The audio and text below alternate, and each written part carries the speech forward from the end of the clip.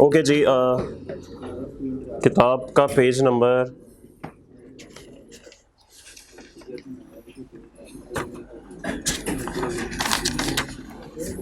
449 framework discuss करते हैं।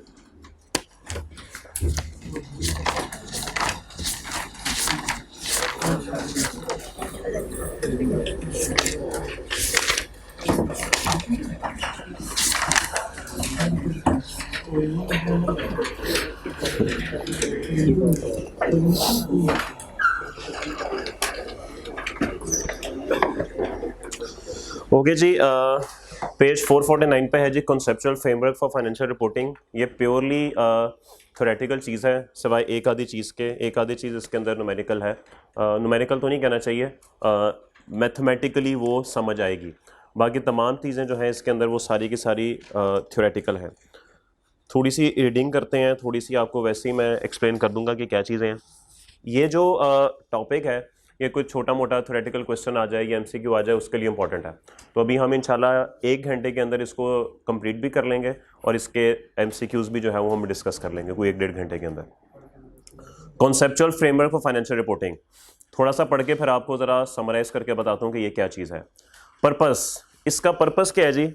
Purpose of conceptual framework is to describe the objective of and the concepts for general purpose financial reporting.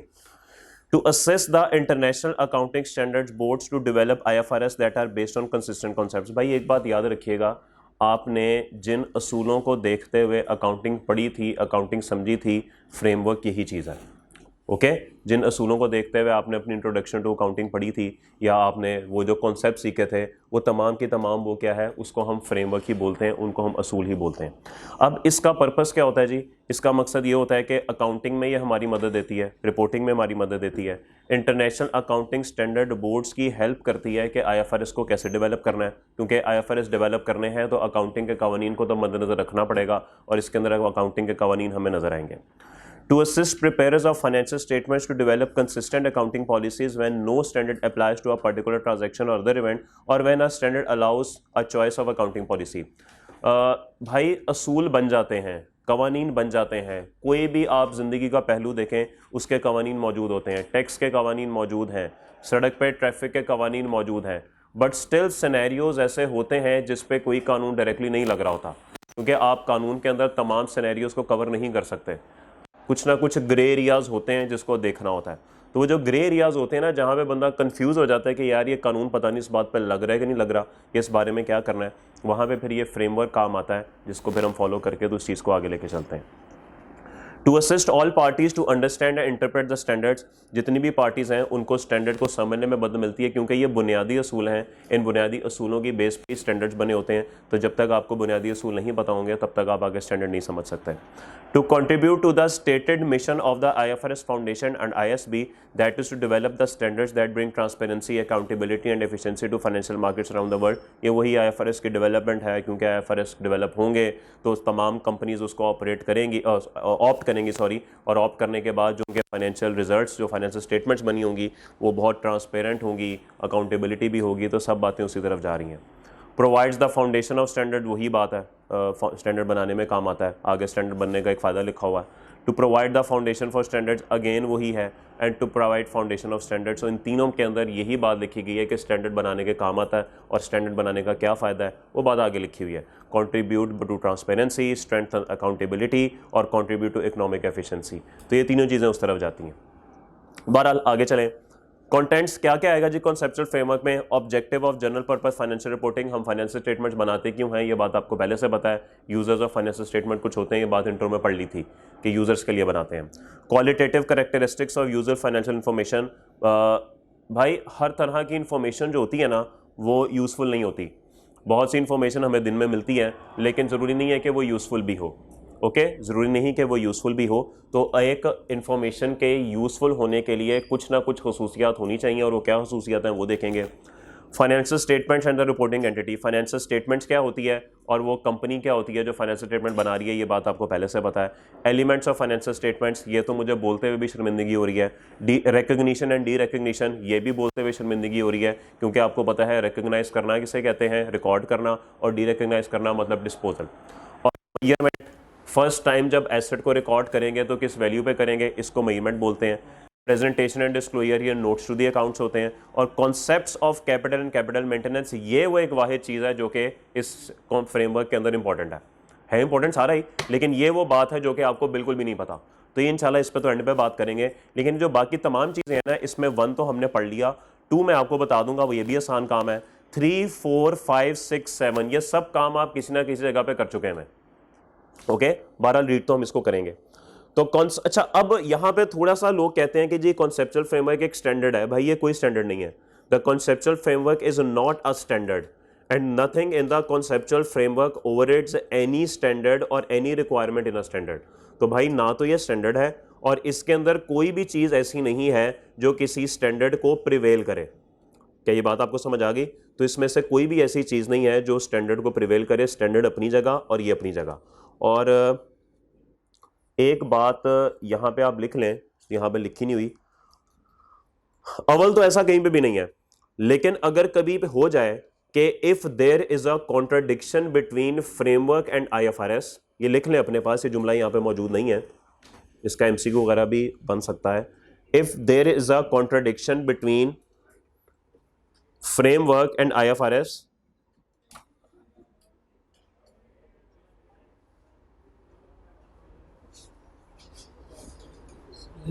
if there is a contradiction between framework and IFRS,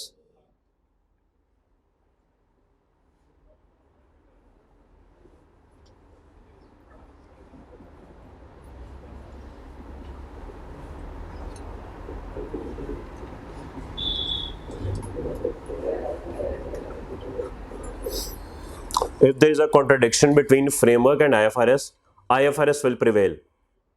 IFRS will prevail.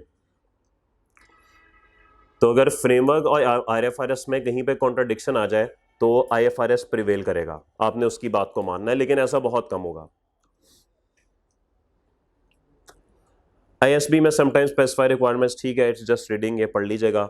1.4 पढ़ाते हुए भी शर्मिंदगी हो रही है, बल्कि कहते हुए भी शर्मिंदगी हो रही है कि पढ़ लें, लेकिन आपको पढ़ते हुए बिल्कुल शर्मिंदगी नहीं होनी चाहिए। जब तक पेपर पास नहीं होता आपने शर्मिंदा नहीं होना, वरना फिर हमेशा शर्मिंदा ही फिरेंगे। ओके, तो अगले सफ़े पे टॉप पे देखें, वही टेबल बना हुआ है कि नहीं, एसेट्स लायबिलिटी। हो मैन, इंट्रोडक्शन याद आ गई, इंट्रो टू अकाउंटिंग याद आ गई, एसेट इज़ अ रिसोर्स, पता नहीं क्या फजूल बातें पढ़ते रहे हैं। एनीवेज फजूल, अब तो फजूल ही लगेंगी, तब फजूल नहीं थी। जब पास हो जाता तो फिर फजूल ही लगता सब कुछ। और वो आ गया जिसका सबको इंतजार था, qualitative characteristics of useful financial information. Sir अगर हम यहाँ पे सियासत की बातें शुरू कर दें, आपकी किसी काम की हैं? बोले इंफॉर्मेशन तो है, मैं ये नहीं कह रहा इंफॉर्मेशन नहीं है। मैं आपको सियासत की बातें बताना शुरू कर दूं, मैं आपको मुल्क की बातें बताना शुरू कर दूं, मैं आपको अमेरिका की बातें बताना शुरू कर दूं, इंफॉर्मेशन बिल्कुल है, बिल्कुल है, यूजफुल है, आपके तो किसी काम के नहीं है। ठीक है, बस 1-2 मिनट गुजर जाएंगे, इंटरेस्ट डेवलप हो जाएगा बस। यार ये काम तो कर दे यार वो मरीज है, इधर इधर पास मेरे पास। अब्दुल्ला पता है चाय कैसे बनाता है मेरी? अब्दुल्ला नहीं आया, टी बैग पड़ा मैंने। हाँ बस वो टी बैग उसमें डाल के ना, एक टी बैग और चाय बना देना, बस बना देना जैसे ही बनती है, किसी को कह देना जे। हाँ बस ठीक है। क्या बात हो रही थी? हाँ चाय की बात हो रही थी, वो मैंने कर ली।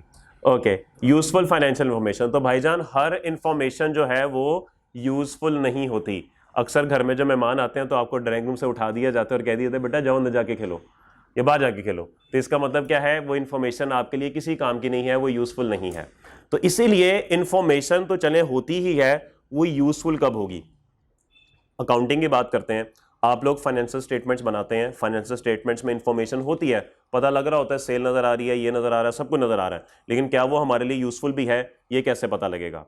तो भाईजान information to be useful for decision making, if financial information is to be useful, it must be relevant and faithfully presented. तो सर फाइनेंशियल स्टेटमेंट्स के यूजफुल होने के लिए दो बातों का होना बहुत जरूरी है। एक तो वो रेलेवेंट होनी चाहिए और उस इंफॉर्मेशन का फेथफुल रिप्रेजेंटेशन पूरा करना बहुत जरूरी है। तो ये बातें जब तक नहीं होंगी तब तक आप ये नहीं कह सकते कि आपकी इंफॉर्मेशन यूजफुल है। अब ये दोनों बातें क्या हैं?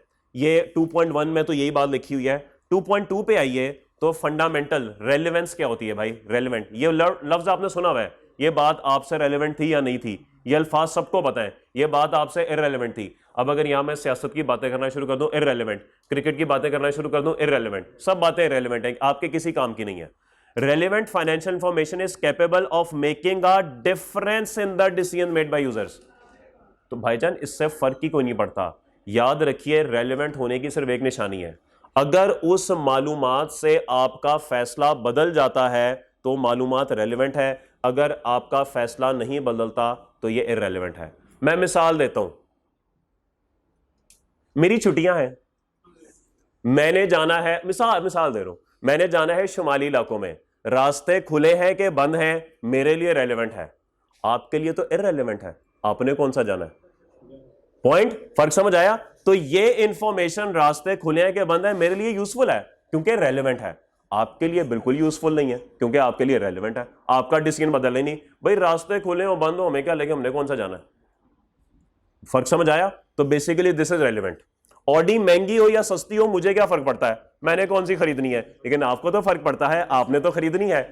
तो इसका मतलब है कि इंफॉर्मेशन का रेलेवेंट होना बहुत जरूरी है अगर ये आपके फैसले पर असरअंदाज हो जाए। तो अगर आपके फैसले पर असरअंदाज हो जाए रेलेवेंट है। अब बात समझ आई? ओके, शुक्र है समझ आ गई। शुक्र है कि मेरे ज़हन में मिसाल आ गई शुमाली इलाकों की। ओके, अभी भाई पेमेंट करके आए। ओ मेरी छुट्टी है भाई, सही बात है, 3 महीने मैं ख्वार हूँ, 1 महीने आप ख्वार हो, क्या ख्याल है? तो आपने 3 महीने रिहायशी नहीं की? यार देखेंगे 72 लाख से रिहायशी तो करते हैं, और आपने क्या किया? क्लास में कोई सोता रहा है, कोई चाय पीता रहा है, कोई कुछ करता रहा है, कोई मोबाइल से खेलता रहा है। वो किधर गया? वो कोई मोबाइल से खेलता रहा है, यशी की है जी। ओ यार कहाँ तक जा सकता हूँ मैं, कहाँ तक जा सकता हूँ यार? ओ यार बस जहां तक गाड़ी ले जाएगी चले जाएंगे। Yes. Irrelevant, not useful information. Information may be capable of making a difference in decision even if some users choose not to take advantage. यार भुला दिया तूने। Information may be capable of making a difference in a decision even if some users choose not to take advantage of it or are already aware of it from other sources। ठीक है जी। बात यह है कि अगर एक बात आपको पहले से, वो ये कहना चाह रहा है अगर आपको पहले से एक बात का पता है तो हो सकता है वो इन्फॉर्मेशन आपसे रेलिवेंट हो लेकिन आपका डिसीजन उससे ना बदले। ये बात समझ आई? तो आप कहेंगे ना मुझे पहले से ही पता है। अब फॉर एग्जांपल आपको किसी ने बताया कि जी रास्ते बंद है, यार मुझे पहले से ही पता है बंद है, तो इसका मतलब है अब इंफॉर्मेशन आपको मिली है लेकिन अब ये आपसे रेलिवेंट शायद नहीं है क्योंकि ये बात आपको पहले से ही पता थी। तो ये बात वो अजीब सी एक फजूल बात बोंगी मारी है उसने, लेकिन चले कोई बात नहीं। If you are already aware of it from other sources, कहीं और से आपको पता लग गई तो ठीक है।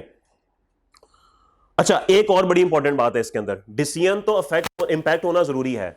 The relevance of information is affected by it's materiality. Materiality भी बहुत इंपॉर्टेंट है। Information is material if omitting it और मिसस्टेटिंग इट और obscuring it could influence decisions that users makes on the basis of financial information about specific reporting entity। Okay, वो कह रहे हैं कि भाईजान इंफॉर्मेशन मटीरियल तब होगी अगर वो आपको एक डिसीजन को इन्फ्लुएंस कर सके। इसकी भी मैं चले प्रैक्टिकल मिसाल दे देता हूं। अब शुक्र है वो कहानी एक चल रही है तो उसी को दे देते हैं। लेट्स अज्यूम आपने एक होटल का रूम बुक कराया और कहा कि भाईजान ये रूम बुक कर दो। उसने कहा ठीक है सर, रूम बुक हो गया। अब उसने ये नहीं बताया कि जो रूम आपने बुक कराया था वो नहीं बुक हुआ, उससे एक ग्रेड ऊपर वाला बुक हुआ। अब उसने चीज ओमिट की। अब यहां पे देखना पड़ेगा कि अगर फॉर एग्जांपल मैं अगर होटल जाता हूं या बाद में मुझे कहीं से पता लगता है कि मेरा तो वो रूम बुक हुआ ही नहीं, मेरा तो एक रूम ऊपर वाला बुक हो गया, तो मुझे देखना पड़ेगा कि क्या ये चीज मेरे डिसीजन पे असरअंदाज होगी कि नहीं। अब फॉर एग्जांपल जो निचला रूम था, लेट्स अज्यूम वो 50K का था और जो दूसरा रूम था वो 60K का था। अब आपने बुक ये 50 लिखा है मैंने, क्या लिख दी? अगर 50 वाला रूम अवेलेबल नहीं था और 60 वाला हो गया और मैं ये समझता रहा कि ये बुक हुआ है, ओमिशन हुई, ये वो लिखा हुआ है इंफॉर्मेशन इफ ओमिटिंग इट, उसने मुझे बताया ही नहीं कि भाई ये रूम तो अवेलेबल ही नहीं आपका, तो ये रूम बुक हुआ है। इसका मतलब यह है कि जिस दिन मुझे पता लगेगा कि ये वाला रूम बुक हुआ है, तब मैं ये फैसला करूंगा कि क्या मेरे लिए ये चीज मटेरियल थी, अहमियत की हामिल थी। तो सर अगर जेब में पैसे होंगे, मैं कहूंगा चल यार 50 नहीं तो 60 से, इसमें क्या फर्क पड़ता मुझे। पॉइंट है। तो इसको बोलते हैं कि अब ये मेरे लिए इममटीरियल चीज हो गई, फर्क ही नहीं पड़ता। खैर है, लेकिन अगर मैं कहूं नहीं भाईजान 10,000 बहुत फर्क है भाई, नहीं इतने में तो पेट्रोल निकल आएगा, एक टैंक गाड़ी का भर जाएगा, चला जाओ। नहीं सर ऐसे तो नहीं होता, नहीं नहीं सर ये तो इसका मतलब है उस शख्स का इस इंफॉर्मेशन को ओमिट करना मेरे लिए बहुत अहमियत का हामिल था। तो ये इंफॉर्मेशन मटेरियल है या नहीं है, ये हर बंदे के ऊपर डिपेंड करता है, हर कंपनी के ऊपर डिपेंड करता है। मियां मंशा साहब के 500 रुपए गिर जाएंगे ना, उनको पता भी नहीं लगेगा, और अगर मेरे 500 गिर जाएंगे, आप भी मियां मंशा साहब की कैटेगरी के अमीर लोग हैं, इसलिए मैं गरीब आदमी हूं सर। तो 500 रुपए गिरेंगे ना, तो मैं तो सारा दिन ढूंढता ही रहूंगा, मैं तो क्लास भी शायद छोड़ दूं, किधर गए 500, गरीब आदमी। तो इसका मतलब है मेरे लिए वो चीज मटेरियल है। तो इसका मतलब है कि इंफॉर्मेशन मटेरियल तब होगी अगर उसके ओमिट होने से या उसके गलत होने से आपके डिसीजन पे फर्क पड़ जाएगा। ठीक होगी बात।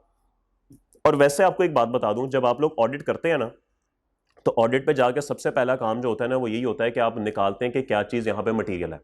अब कंपनी की सेल्स है 200 अरब की, ओके, उसकी कॉस्ट ऑफ सेल्स है मिसाल के तौर पे 120 अरब की, प्रॉफिट उसका पड़ा हुआ है कोई मिसाल के तौर पे 30 अरब रुपए का, और आपने एक कंपनी ने एक बॉल पॉइंट खरीदा हुआ था 20 रुपए का, और उसकी रसीद जो थी वो नहीं लगी हुई थी, और आपने पूरी कंपनी में खबर डाली हुई है कि 20 रुपए की रसीद नहीं मिली, मैं तो ऐसी तैसी फिर दूंगा। कहेगा खुदा के बंदे, अरबों की बात हो रही है, तू अपने 20 रुपए लेकर रो रहा है।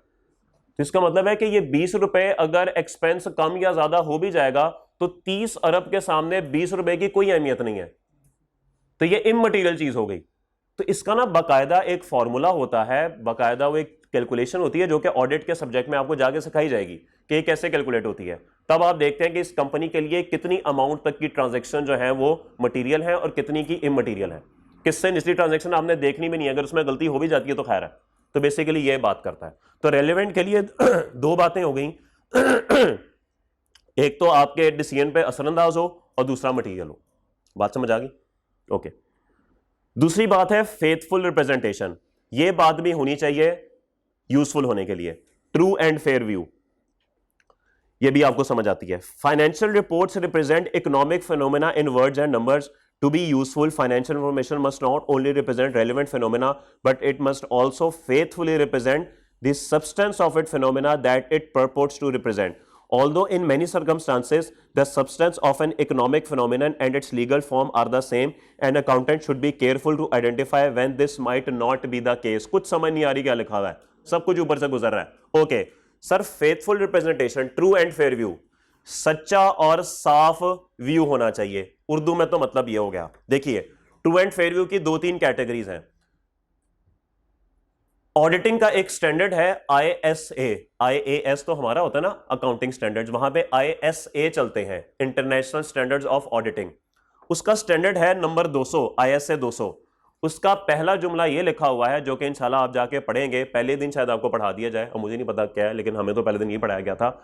Objective of an audit of financial statements is to express an opinion whether financial statements represent true and fair view of the affairs of the company। ये पहला जुमला वहां पे लिखा हुआ है। Okay, true and fair view क्या मतलब है? जाके चोरियां पकड़नी है, जाके फ्रॉड पकड़ने हैं? नहीं सर, ऑडिट का कतन ये मकसद नहीं होता। ऑडिट का मकसद ये होता है कि आप ये चेक करें कि आपकी फाइनेंशियल स्टेटमेंट्स अकाउंटिंग स्टैंडर्ड्स के मुताबिक बनी हुई हैं, क्या ये ऑडिटिंग के स्टैंडर्ड्स के मुताबिक ऑडिट हुआ है, क्या जो कॉर्पोरेट लॉ इस कंपनी के ऊपर लगता है क्या वो कवानीन फॉलो हुए हैं। अगर ये तमाम चीजें पूरी हुई हैं, इट मींस ये ट्रू एंड फेयर व्यू है। फ्रॉड वगैरह कुछ नहीं होता भाई, चोरी नहीं पकड़नी होती। हाँ, अगर इस दौरान कोई एम्बेजलमेंट निकल आए, कोई चोरी निकल आए, तो ये एक अलहदा समझ ले एडिशनल फायदा है, एडिशनल बेनिफिट है। अदरवाइज कहीं पे भी ये नहीं लिखा हुआ कि ऑडिट का मतलब होता है चोरी पकड़ना या इस तरह के फ्रॉड पकड़ना। तो यहां पे वो क्या बात करता है, वो यहां पे वो बात करता है कि एक तो ट्रू एंड फेयर व्यू का मतलब ये है, लेकिन एक चीज वो यहां पे और बता रहा है। एक लफ्ज होता है जी सब्सटेंस ओवर फॉर्म, जो इसने यहां पे लिखा भी हुआ है। वो कहता है भाईजान फॉर्म से ऊपर जो है ना, सब्सटेंस को देखना चाहिए। अब इन दोनों में फर्क क्या है? फॉर्म का मतलब होता है लीगल हैसियत क्या होती है, और हकीकत क्या है? मैं आपको मिसाल देता हूं। आपने बैंक से एक एसेट लीज करवाया, क्या आपका है? बोले क्या आपका है? बैंक के नाम होगा ना। अगर कोई भी एसेट आपने लीज कराया होगा तो बैंक के नाम, इसका मतलब है लीगली वो बैंक का है। ये बात सबको समझ आई? लेकिन आप उसको अपने बिजनेस में इस्तेमाल कर रहे हैं और आप उससे क्या कर रहे हैं, प्लांट एंड मशीनरी, उससे प्रोडक्शन वगैरह करवा के तो काम कर रहे हैं। एसेट आपका हो, एसेट आपका बनता है।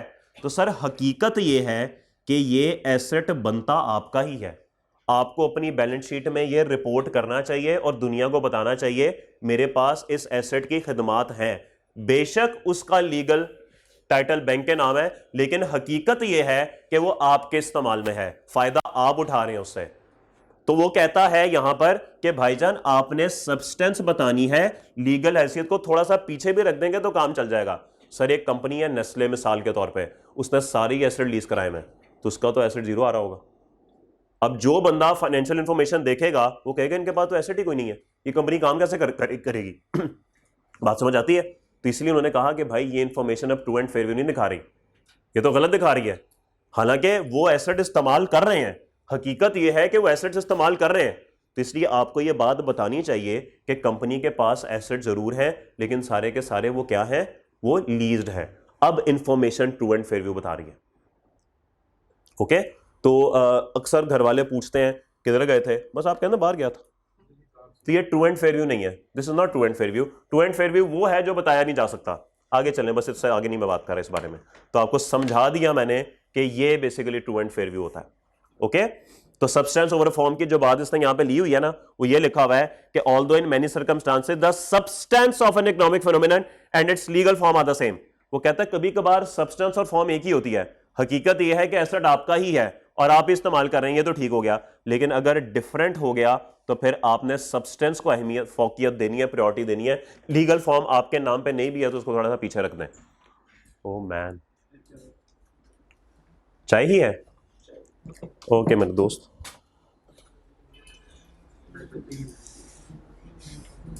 यार इनको भी पिलाना चाहिए कि ना पिलाएं? क्या कहते हैं, रहने दें, पैसे दे के पिलाएं? पैसे जाया करने, वो कह रहे हैं पैसे जाया करने आपने। ये देखो अपने ही गिराते हैं नशे मन में बिजलियां। क्या कहते हैं इसे, स्नेक्स ऑफ स्लीव्स। वो देखो अब उसे डील कर रहा है जाके।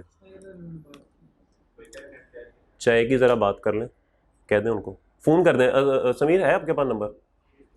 ना जाए आप, बार बार ना जाए जे, खुद जाना पड़ेगा। वो तेरी खैर, चले जी अपने मना लें दोस्त को, वो कह रहे हैं रहने दें पैसे आए होंगे, इनको चाय क्या पिलानी। ओके नहीं कर दीजिएगा अभी थोड़ी देर उठ के बाद में ना, 5-7 मिनट बाद जाके तो कहिएगा। Okay, to be a perfectly faithful representation a depiction would have 3 characteristics. ले जी 3 बातें होंगी तो वो कह रहे हैं फेथफुल रिप्रेजेंटेशन खुद ही हो जाएगी। कंप्लीट, वो कह रहे हैं इंफॉर्मेशन मुकम्मल होनी चाहिए। ये कुछ नहीं होता बाहर गया था, पूरी बात बताओ। ओके बस आपको समझ आ रही है, समझ आ रही है, मैंने समझाना ही है बस। न्यूट्रल, ये तो मैं आगे भी पढ़ूंगा।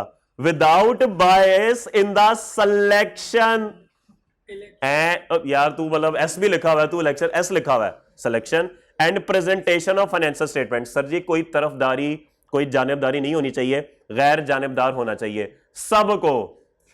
तो इसको बोलते हैं न्यूट्रल। और फ्री फ्रॉम एरर, गलतियां नहीं होनी चाहिए। तो ये 3 चीजें हैं, अगर आपकी फाइनेंशियल स्टेटमेंट्स में ये तीनों बातें होंगी तो वो automatically true and fair view, faithful representation हो जाएगी। तो सर अगर आपकी इंफॉर्मेशन रेलेवेंट है और फेथफुल है तो इट मींस ये यूजफुल है। अब जरा इसको थोड़ा सा और मैं एक्सप्लेन कर दूं क्योंकि ये इंपॉर्टेंट कॉन्सेप्ट है। बाकी आगे रीडिंग आपने करनी है, मैं इनको बस थोड़ा सा एक्सप्लेन कर दूंगा। लेट्स अज्यूम एक चीज को ओमिट करके देखते हैं। आपने जाना था सैर करने, आपको पता करना है रास्ते खुले हैं कि नहीं। तो आपको कहीं से खबर मिली कि रास्ते खुले हैं, रेलेवेंट होगी क्योंकि इससे आपका डिसीजन बन गया कि हाँ चलो चलते हैं। लेकिन ये इंफॉर्मेशन फ्री फ्रॉम एरर नहीं थी, ये एरर वाली इंफॉर्मेशन थी। रास्ते बंद है, किसी ने एम ही बस बोल दिया खुले में, तो इसका मतलब है कि इंफॉर्मेशन रेलेवेंट तो थी लेकिन फेथफुल नहीं थी। तो फेथफुल ना होने से अब जब आपको थोड़े देर से बाद पता लगेगा रास्ते तो बंद है, या तू तो फारग आदमी है, तो इन्फॉर्मेशन किसी काम की नहीं है, तू किसी काम का बंदा नहीं है, यही कहते हैं ना हम। तो सिर्फ एक चीज आपने ओमिट की तो वो इंफॉर्मेशन यूजफुल नहीं रही। तो इसका मतलब है दोनों बातें पूरी होनी चाहिए, एक बात भी बीच में से मिस हो गई तो मसला है। ओके मेरे भाई, सब अच्छा है। चलें जी, अब आगे 4 चीजें और हैं।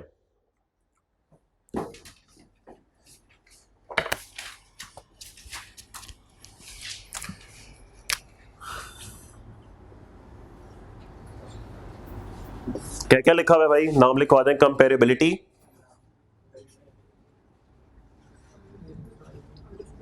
वेरीफाइबिलिटी, टाइमलीनेस और अंडरस्टैंडेबिलिटी। ओके, अब ये 4 चीजें जो है ये क्या है जी, ये सिर्फ इन दोनों को बेहतर करने के लिए ये 4 चीजें हैं। ओके, असल में बस ये 2 चीजें हमें चाहिए, ठीक होगी बात, लेकिन इन दोनों को बेहतर करने के लिए अगर ये 4 काम कर देंगे तो ये दोनों बातें बहुत बेहतरीन हो जाएंगी। बात समझ आ गई। इसके अंदर हमने 3 पढ़ा, क्या क्या, न्यूट्रल, फ्री फ्रॉम एरर और कंप्लीट। ये तीनों बातें करेंगे तो फेथफुल पूरी हो गई। लेकिन अगर ये चारों काम आप कर देंगे ना तो ये सिर्फ इनकी क्वालिटी को बढ़ाने के लिए है। अगर ये काम नहीं भी होता ना तो इसका मतलब ये नहीं है कि ना ये रेलेवेंट होगा ना फेथफुल होगा। इन दोनों को मजीद बेहतर करने के लिए ये 4 चीजें हैं। बात समझ आ गई। अगर ये चारों नहीं भी हैं तो आप ये नहीं कह सकते कि ना तो ये रेलेवेंट है ना फेथफुल है। ये चारों ना भी हो तो ये दोनों हो सकती हैं, ये सिर्फ इन दोनों को मजीद बेहतर करने के लिए है। ओके, अगर आप 10-10 सवाल कर लें तो इसका मतलब है कि आपको I16 आता है, 11वां कर लेंगे मजीद बेहतर हो जाएगा। तो ये शायद कुछ ऐसी बात है। ले जी, अब देखते हैं कि ये क्या चीज है। The qualitative characteristics that enhance the usefulness of information that is relevant and faithful representation are. मैं भूल गया था कि चाय मौजूद है इधर।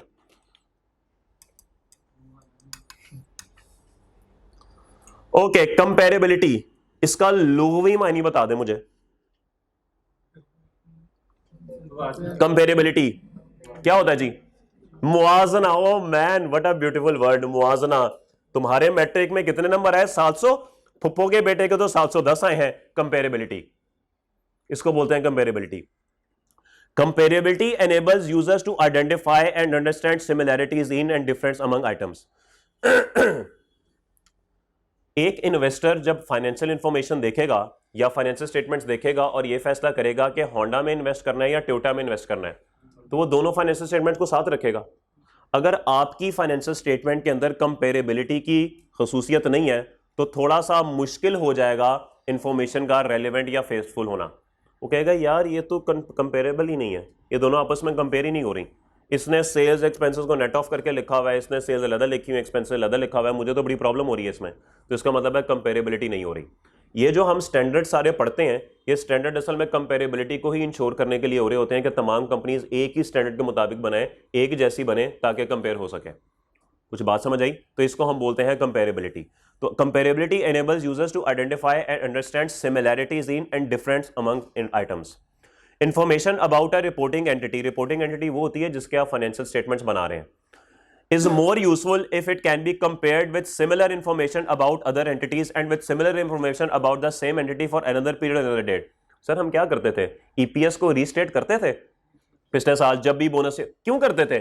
कंपेरेबल बनाने के लिए। तो हम कंपेरेबिलिटी इंश्योर कर रहे होते थे। तो अपनी ही कंपनी के पिछले साल के साथ भी ये काम हो सकता है और दूसरी कंपनी के साथ भी हो सकता है। ओके, बाकी आप पढ़ लीजिएगा। कंपेरेबिलिटी ये होती है। Verifiability, this quality helps to assure users that information faithfully represents the economic phenomena it purports to present. Verifiability means that different knowledgeable and independent observers could reach consensus that a particular depiction is a faithful representation. हमारा media मुकम्मल आजाद है, हम सब verify कर सकते हैं। नहीं नहीं, मैं एग्जांपल दे रहा हूं, मैं कोई ओपिनियन दे रहा हूं, मैं तो बस एक एग्जांपल दे रहा हूं। क्या वेरीफाई कर सकते हैं?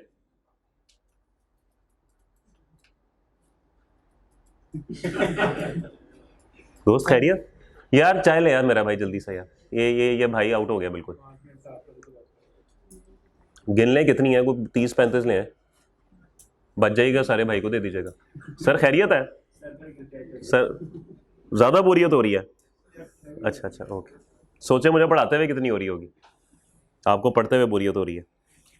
चले जी, verifiability means that different knowledgeable and independent observers could reach consensus that a particular depiction is a faithful representation.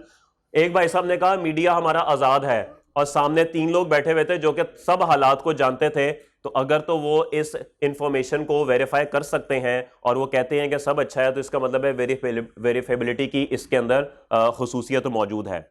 Quantified information need not be a single point estimate. A range of possible amounts and the related probabilities can also be verified. Verification can be direct or indirect.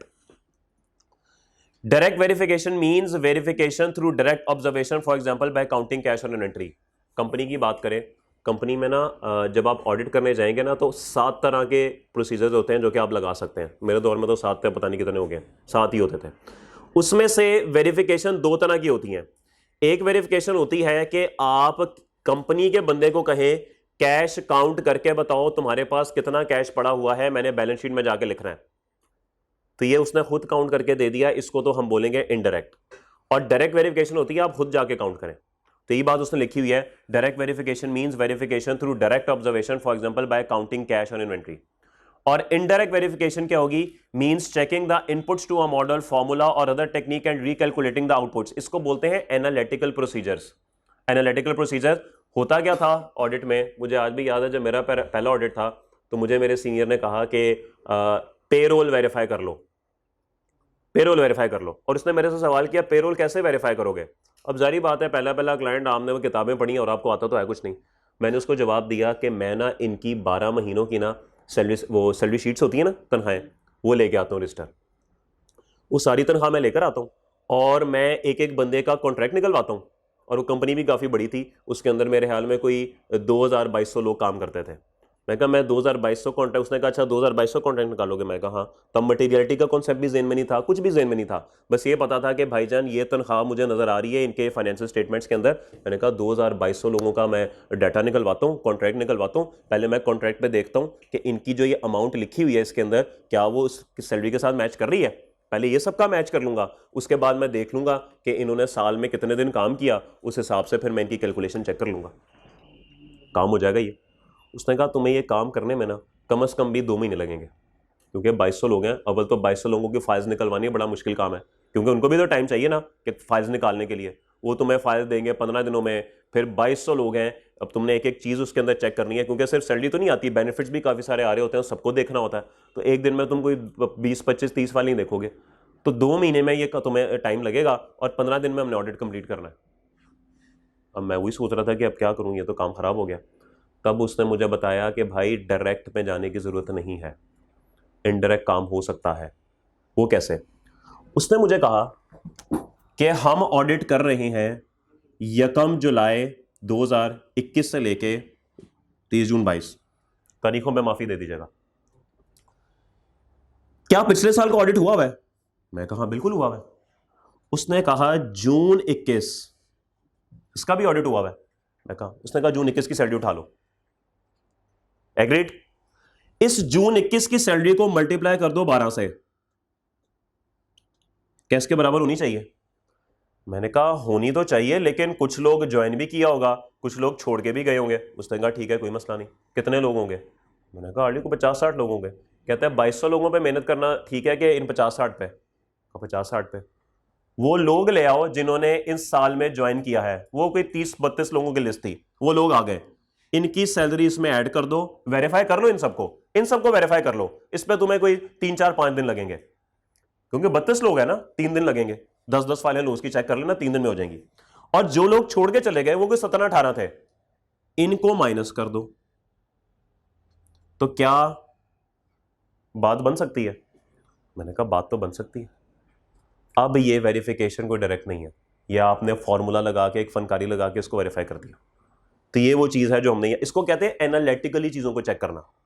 ठीक है, तो आपने analytically चीजों को check किया, तो ये होती है जी इनडायरेक्ट वेरिफिकेशन, टेक्निक्स को इस्तेमाल करते हुए, मेथोडोलॉजी को इस्तेमाल करते हुए। तो असल में यही ऑडिट है भाई, यही ऑडिट है। और ऑडिट असल में होता ही है, आपने ये देखना होता है कि अगर पिछले साल बिजली 1 करोड़ का बिल आया था तो प्रोडक्शन हुई थी 100 यूनिट्स। इस साल बिल 1 करोड़ से बढ़ के 5 करोड़ में चला गया, लेकिन प्रोडक्शन के यूनिट्स कम हो गए। ये क्या बात हुई भाई? क्या बिजली महंगी हो गई, ठीक है, उसका भी इंपैक्ट देखेंगे, लेकिन जो यूनिट्स कंज्यूम्ड है उस पर तो फर्क नहीं पड़ेगा ना, यूनिट्स कंज्यूम तो सेम रहेंगे। यूनिट्स इस साल कंज्यूम ज्यादा हुए और प्रोडक्शन कंपनी कह रही है कम हो गई, कुछ गड़बड़ की है इन्होंने, ये छुपा रहे हैं कुछ। तो ये वो एनालिटिकल चीजें होती हैं जो कि आपने करनी होती हैं, ओके, और ये सारा इनडायरेक्ट में आता है। एनीवेज, तो ये वेरीफाइबिलिटी होगी, क्या आप इंफॉर्मेशन को वेरीफाई कर सकते हैं कि नहीं। अगर इंफॉर्मेशन वेरीफाई हो सकती है तो ये आपकी कैरेक्टरिस्टिक्स को बेहतर कर देगी। टाइमलीनेस, वक्त पे इंफॉर्मेशन मिलनी चाहिए, ओके। आप 11 बजे क्लास में आके बैठे हो और मैं 11:15 कहूं आज क्लास नहीं होगी, ठीक है, रेलेवेंट है, ठीक है, फेथफुल प्रेजेंटेशन है, लेकिन टाइमलीनेस नहीं है।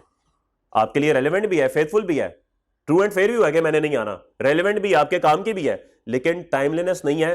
थोड़ा सा फर्क पड़ेगा, थोड़ा सा फर्क पड़ेगा, लेकिन ये नहीं है कि जी ये नहीं होगी, टाइम पे नहीं मिली तो दोनों चीजें खत्म होंगी, चीजें रहेंगी, बस थोड़ा सा फर्क पड़ जाएगा। तो टाइमलीनेस ये है कि इंफॉर्मेशन वक्त पे मिलनी चाहिए।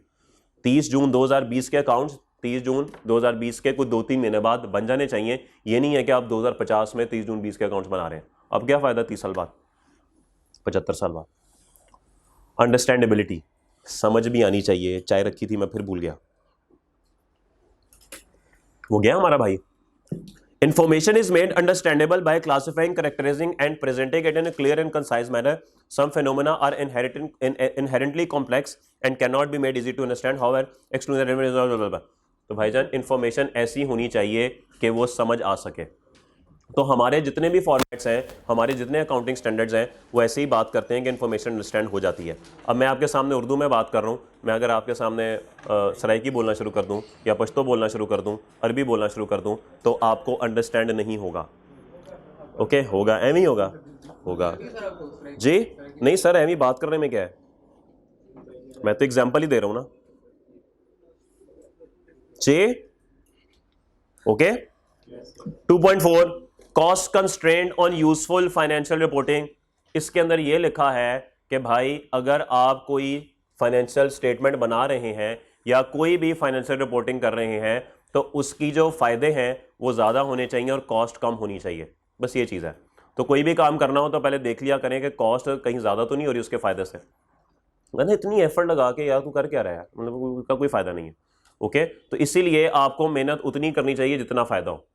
अब मिसाल के तौर पे एक मैच है, पाकिस्तान हारा हुआ है, नजर आ रहा है, 2 ओवरों में 100 स्कोर चाहिए, अब वो बंदा भी बल्ले घुमाई जा रहा है, खुद भी गिर रहा है, भाग रहा है, रनिंग कर रहा है, भागते हुए भी गिर रहा है, वो यार कोई फायदा है तेरा ये करने का? ऐसे ही तो अपने आप को इंजर्ड कराएगा। हाँ ठीक है, वर्ल्ड कप फाइनल में अगर कैच पकड़ लिया और इंजर्ड हो गए, आज भी मेरे ख्याल, अच्छा तो अब ये चले समझ आती है, ये समझ आती है भाई कि चलें ठीक है एफर्ट की, तो इसका मतलब ये है कि कोई भी काम करने का जो फायदा है ना वो हमेशा ज्यादा होनी चाहिए, उसकी कॉस्ट कम होनी चाहिए। तो ये बात यहां पे लिखी हुई है कि cost constraint useful financial information बिल्कुल बनाएं, लेकिन ये भी जरूर देख लें कि कहीं ऐसा ना हो कि उसको यूजफुल बनाने के लिए इतना आगे निकल जाए कि आपकी कंपनी बिक जाए, ओके। बात समझ आ गई? तो ये बात बस इसके अंदर लिखी है, इसको जस्ट आप रीड कर लीजिएगा। नहीं जी, आगे जो तमाम चीजें आ रही हैं ये सब बातें बहुत आसान है और मैं जल्दी से इनको गो थ्रू करूंगा क्योंकि ये वो बातें थी जो आपने नहीं पढ़ी हुई थी, बाकी बातें आपने पढ़ी हैं। रिकग्निशन क्राइटेरिया आपको सब पता है कि एसेट कब रिकग्नाइज होगा, जो स्टैंडर्ड्स हमने पढ़े सब पता है आपको किस टाइम रिकग्नाइज करना है, एसेट जब अवेलेबल फॉर यूज होगा रिकग्नाइज हो जाएगा। तो ये सब बातें यहाँ पर लिखी हुई हैं, तो आपने सारी पढ़ लेनी है खुद ही, और ये आगे इसकी छोटी छोटी एग्जाम्पल्स बनी हुई हैं, इसको भी आप देख लीजिएगा, इसमें आपको कोई प्रॉब्लम नहीं होगी। ले जी, measurement of elements of financial, ये डी रिकग्निशन भी, ये भी कोई मसला नहीं है। Measurements of elements of financial statements ले जी, ये एलिमेंट्स की बात नहीं हो रही, ये उनकी मेजरमेंट की बात हो रही है, ओके। फॉर एग्जांपल एसेट है, एसेट को मेजर किस पे करना है? क्या हमने एसेट को कॉस्ट पे मेजर करना है? इनिशियली तो हमने ये पढ़ा था ना S16 में, इनिशियली मेजर्ड एट कॉस्ट, तो वो कहता है मेजरमेंट ऑफ एन एसेट और लायबिलिटी 4.1.1 हिस्टोरिकल कॉस्ट। क्या होती है हिस्टोरिकल कॉस्ट? माजी की कॉस्ट, जितने पे खरीदा। और कॉस्ट मॉडल जो होता है उसके अंदर हम क्या कर रहे होते हैं, उसके अंदर हम एसेट को कॉस्ट पे ही रख रहे होते हैं जितने का खरीदा होता है। तो कॉस्ट, हिस्टोरिकल कॉस्ट का मतलब ये होता है कि जितने का आपने एसेट खरीदा लेस एक्यूमुलेटेड डेप्रिसिएशन। तो कॉस्ट माइनस एक्यूमुलेटेड डेप्रिसिएशन क्या होता है जी? ये हिस्टोरिकल कॉस्ट होती है। तो अगर आपने इस पे अपने एसेट को रखा हुआ है तो इट मींस ये हिस्टोरिकल कॉस्ट है। फिर आपके पास ऑप्शन है करंट वैल्यू पे रखने की। Current value measures provide monetary information about assets, liabilities and related income expenses, use information updated updated to reflect conditions at the measurement date, updated to reflect conditions at measurement date. Measurement date क्या होती है? साल का आखिरी दिन जिस दिन आप बैलेंस शीट बना रहे होते हैं। ओके, तो आप क्या करते थे? क्या आप एसेट को रीवैल्यू करते थे? याद है आपने एसेट शीट में किया है, वो क्या करते थे? आज की वैल्यू पे करते थे, वही तो करंट वैल्यू है। तो हिस्टोरिकल कॉस्ट असल में कॉस्ट मॉडल है और करंट वैल्यू असल में रिवैल्यूएशन मॉडल है। क्या आप आज की रेट्स पे या आज की वैल्यूज पे अपने एसेट्स को ले आते थे? तो this is called current value. अब current value measurement basis include, वो कह रहा है कि अब आप करंट वैल्यू मेजर कैसे कर सकते हैं? सर एक तो आपके पास ऑप्शन है फेयर वैल्यू। रिवैल्यूएशन के सवालों में IAS 16 में हमें फेयर वैल्यू दे दी जाती थी कि आज एसेट की वैल्यू किताबों में 100 आ रही है हिस्टोरिकल कॉस्ट और मार्केट में 300 है, तो आप फेयर वैल्यू 300 करते थे। और दूसरी ऑप्शन आपके पास क्या होती थी? Value in use. याद है ये निकालते थे? वो कहते हैं एक तरीका ये भी है कि आप वैल्यू इन यूज निकाल लो, और ये सारा काम आपने IAS 36 में किया हुआ है, मुझे एक्सप्लेन करने की जरूरत नहीं है। वो कहता है वैल्यू ऐसे भी निकाली जा सकती है। तो हम क्या करते थे? Fair value less cost to sell करते थे या और वैल्यू इन यूज के साथ कंपेयर करते थे। तो दोनों में से जो हायर, इसको रिकवरेबल अमाउंट बोलते हैं ना, दोनों में से जो हायर होती थी वो बुक वैल्यू के साथ कंपेयर हो जाती थी और इंपेयरमेंट कैलकुलेशन हो जाती थी। तो वो ये कह रहा है कि भाई अगर आपने एग्जिस्टिंग वैल्यू पे करना है तो या तो फेयर वैल्यू पता कर लो या फिर उसकी वैल्यू इन यूज निकाल लो। Fulfilment value, value in use. Value in use is the present value of the cash flows or other economic benefits that an entity expects to derive from the use of an asset and from its ultimate disposal. Fulfillment value is the present value of the cash or other economic resources that an entity expects to be obliged to transfer as it fulfills the liability.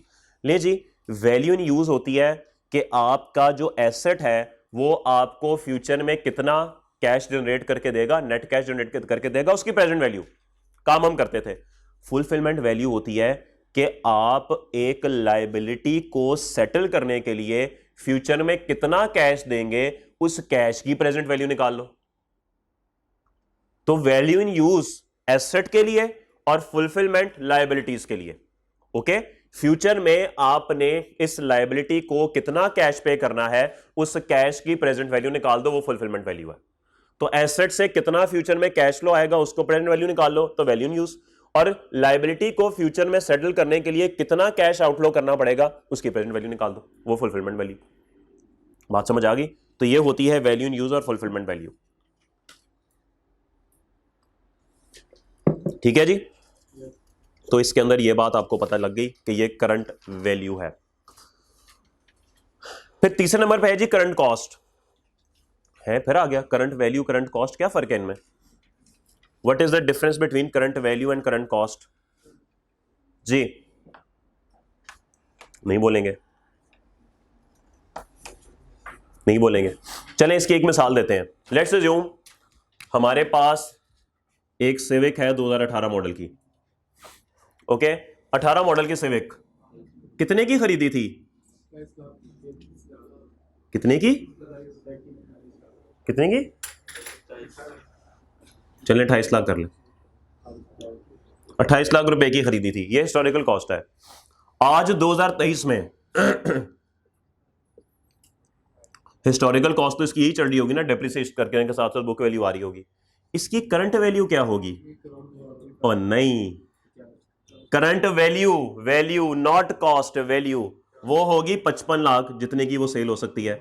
Revaluation model, fair value या value use निकालेंगे आप, यही करेंगे ना कि market में लेके जाएंगे, कहेंगे सर ये मॉडल आपका 55 का बिक जाएगा। लेकिन अगर आप निकालना चाहेंगे नई की कीमत कि आज सिविक मार्केट में कितने की मिल रही है, तो मैं आपकी बात से एग्री कर जाऊंगा, 1 करोड़ 2 लाख। ओके, तो यही बात यहां पर लिखी हुई है, the current cost of an asset is the cost of equivalent asset at the measurement date. ठीक होगी बात? Comprising the consideration that would be paid at the measurement date. तो इसका मतलब यह है कि करंट कॉस्ट आज की कीमत है, तो 55 लाख की पुरानी सिविक बेच दें तो आज आपको नई गाड़ी मजीद 47 लाख डाल के तो फिर मिलेगी। ओके, बात समझ आ गई? ओ तेरी खैर, इतनी महंगी हो गई है। कितने लोगों ने सीए सिर्फ सिविक लेने के लिए किया था? एनीवन? अब तो बेचारे हाथ भी नहीं खड़ा कर सकते। कितने लोगों ने अब सीए ऑल्टो पे आ गए हैं कि ऑल्टो लेंगे सीए करके? 70, 1 to 5, तब तो 1 to 5 भी सर 20 लाख की हो जाएगी। कितनी की होगी 1 to 5? 2,40,000 की 1 to 5 हो गई है। और 70 कितने की हो गई है? 1,80,000 की 70 हो गई है, 1,70 की 70 हो गई है और 2.5 लाख रुपए की 125 हो गई है। अच्छा, तो आप लोग जब सीए कर लेंगे आज से 5 साल बाद, तो हो सकता है 125 कुछ 6 लाख रुपए की हो जाए, ठीक है, 4 गुना हो जाए, नहीं 3 गुना हो जाए, तकरीबन 3 गुना। तो अगर 3 गुना ये होगी तो ऑल्टो आज 29 लाख की है, वो भी 3 गुना हो जाएगी, तो हो जाएगी 87 लाख रुपए की। और सिविक 3 गुना होकर 3 करोड़ 6 लाख रुपए की हो जाएगी। नहीं, मैं तो वैसे ही एनालिटिकल प्रोसीजर फॉर्मूला लगा रहा हूं, ठीक है। Indirect verification. पेट्रोल हो जाएगा 1100 रुपए लीटर। आप तो यार ऑडी वाले, ईट्रॉन वाले लोग हैं, आपको क्या टेंशन है? ये तो हम जैसे गरीब लोग हैं जिनको परेशानी है, आप तो ईट्रॉन वाले हैं सर। ओके, चलिए जी, ये जो सारी बातें ऊपर पढ़ी है ना, आपने ये तो पढ़ लेनी है एक दफा, लेकिन जब आप पेपर के लिए रिवाइज करेंगे तो नीचे ये टेबल बना हुआ है 4.1.3, आपने बस इसको देख लेना। Okay man, okay man. और ये आगे एग्जाम्पल 5 इसी से रिलेटेड है। अगर आप देखेंगे तो इसी एग्जाम्पल के अंदर उसने आपको क्या बताया हुआ है? उसने आपको ये बताया हुआ है कि हिस्टोरिकल कॉस्ट क्या होती है, फेयर वैल्यू क्या होती है, और आगे उसने ये बताया हुआ है कि करंट कॉस्ट क्या होती है। इसको जैसे आप रीड कर लेंगे तो आपको बात बड़े आराम से समझ आ जाएगी। ओके,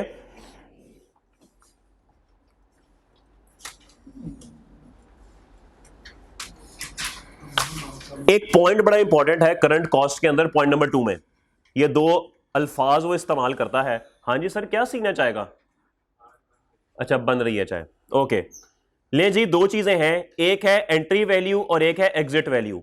ये आपको पॉइंट 2 में अंडरलाइन में नजर आ रही होगी। आसान बात है, कॉन्सेप्ट मुश्किल नहीं है।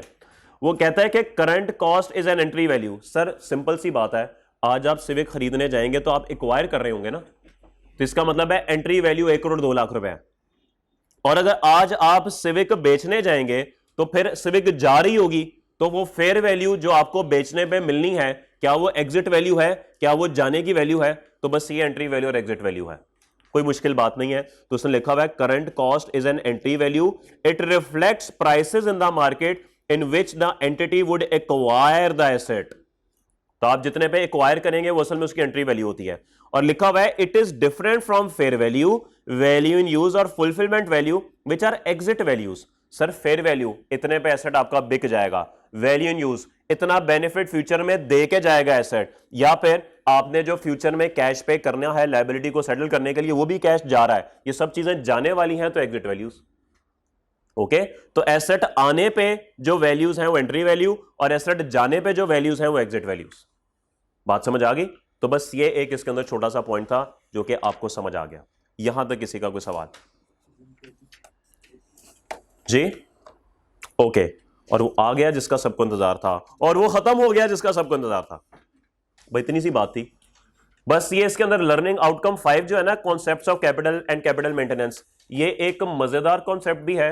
और जो लोग, टू बी वेरी ऑनेस्ट, ये मैं एक बड़ी ऑनेस्ट बात कर रहा हूं, बात वैसे ये देर से समझ आती है, जो लोग फ्यूचर में ये सोच के बैठे हुए ना कि कभी ना कभी जिंदगी में बिजनेस करेंगे, उनके लिए ये बड़ा इंपॉर्टेंट कॉन्सेप्ट है 10-15 मिनट का, लेकिन बड़ा इंपॉर्टेंट कॉन्सेप्ट है।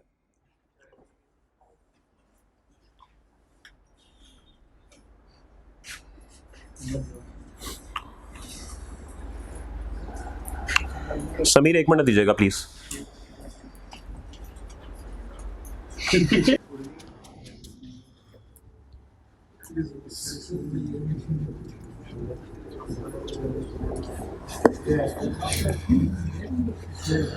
ओके जी, प्लीज।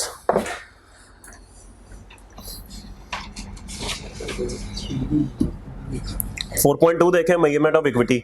इक्विटी की वैल्यू निकाल सकते हैं आप? बस ठीक है, ओके, थैंक यू, यही था। हाँ तो ये लिखा है अंदर है, मैं और क्या बताऊं, पढ़ लीजिएगा जाके, वो पहला पढ़ ले। The total amount of equity is not measured directly, it equals the total of the carrying amount of all assets less the total of carrying amount of all liabilities. और जो आपने बात बोली ब्रैकेट में लिखी है, equity is equal to asset minus liabilities, ये लिखा हुआ है। तो भाई ने सही बोला था, और मैं क्या कहूं इसमें।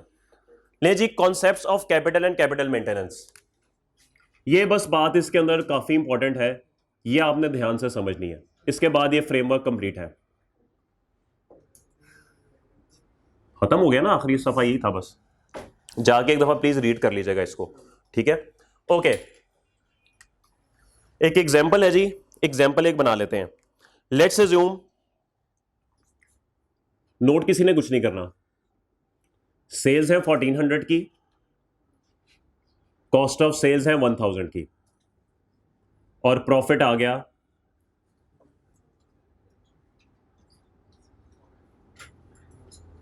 400 का।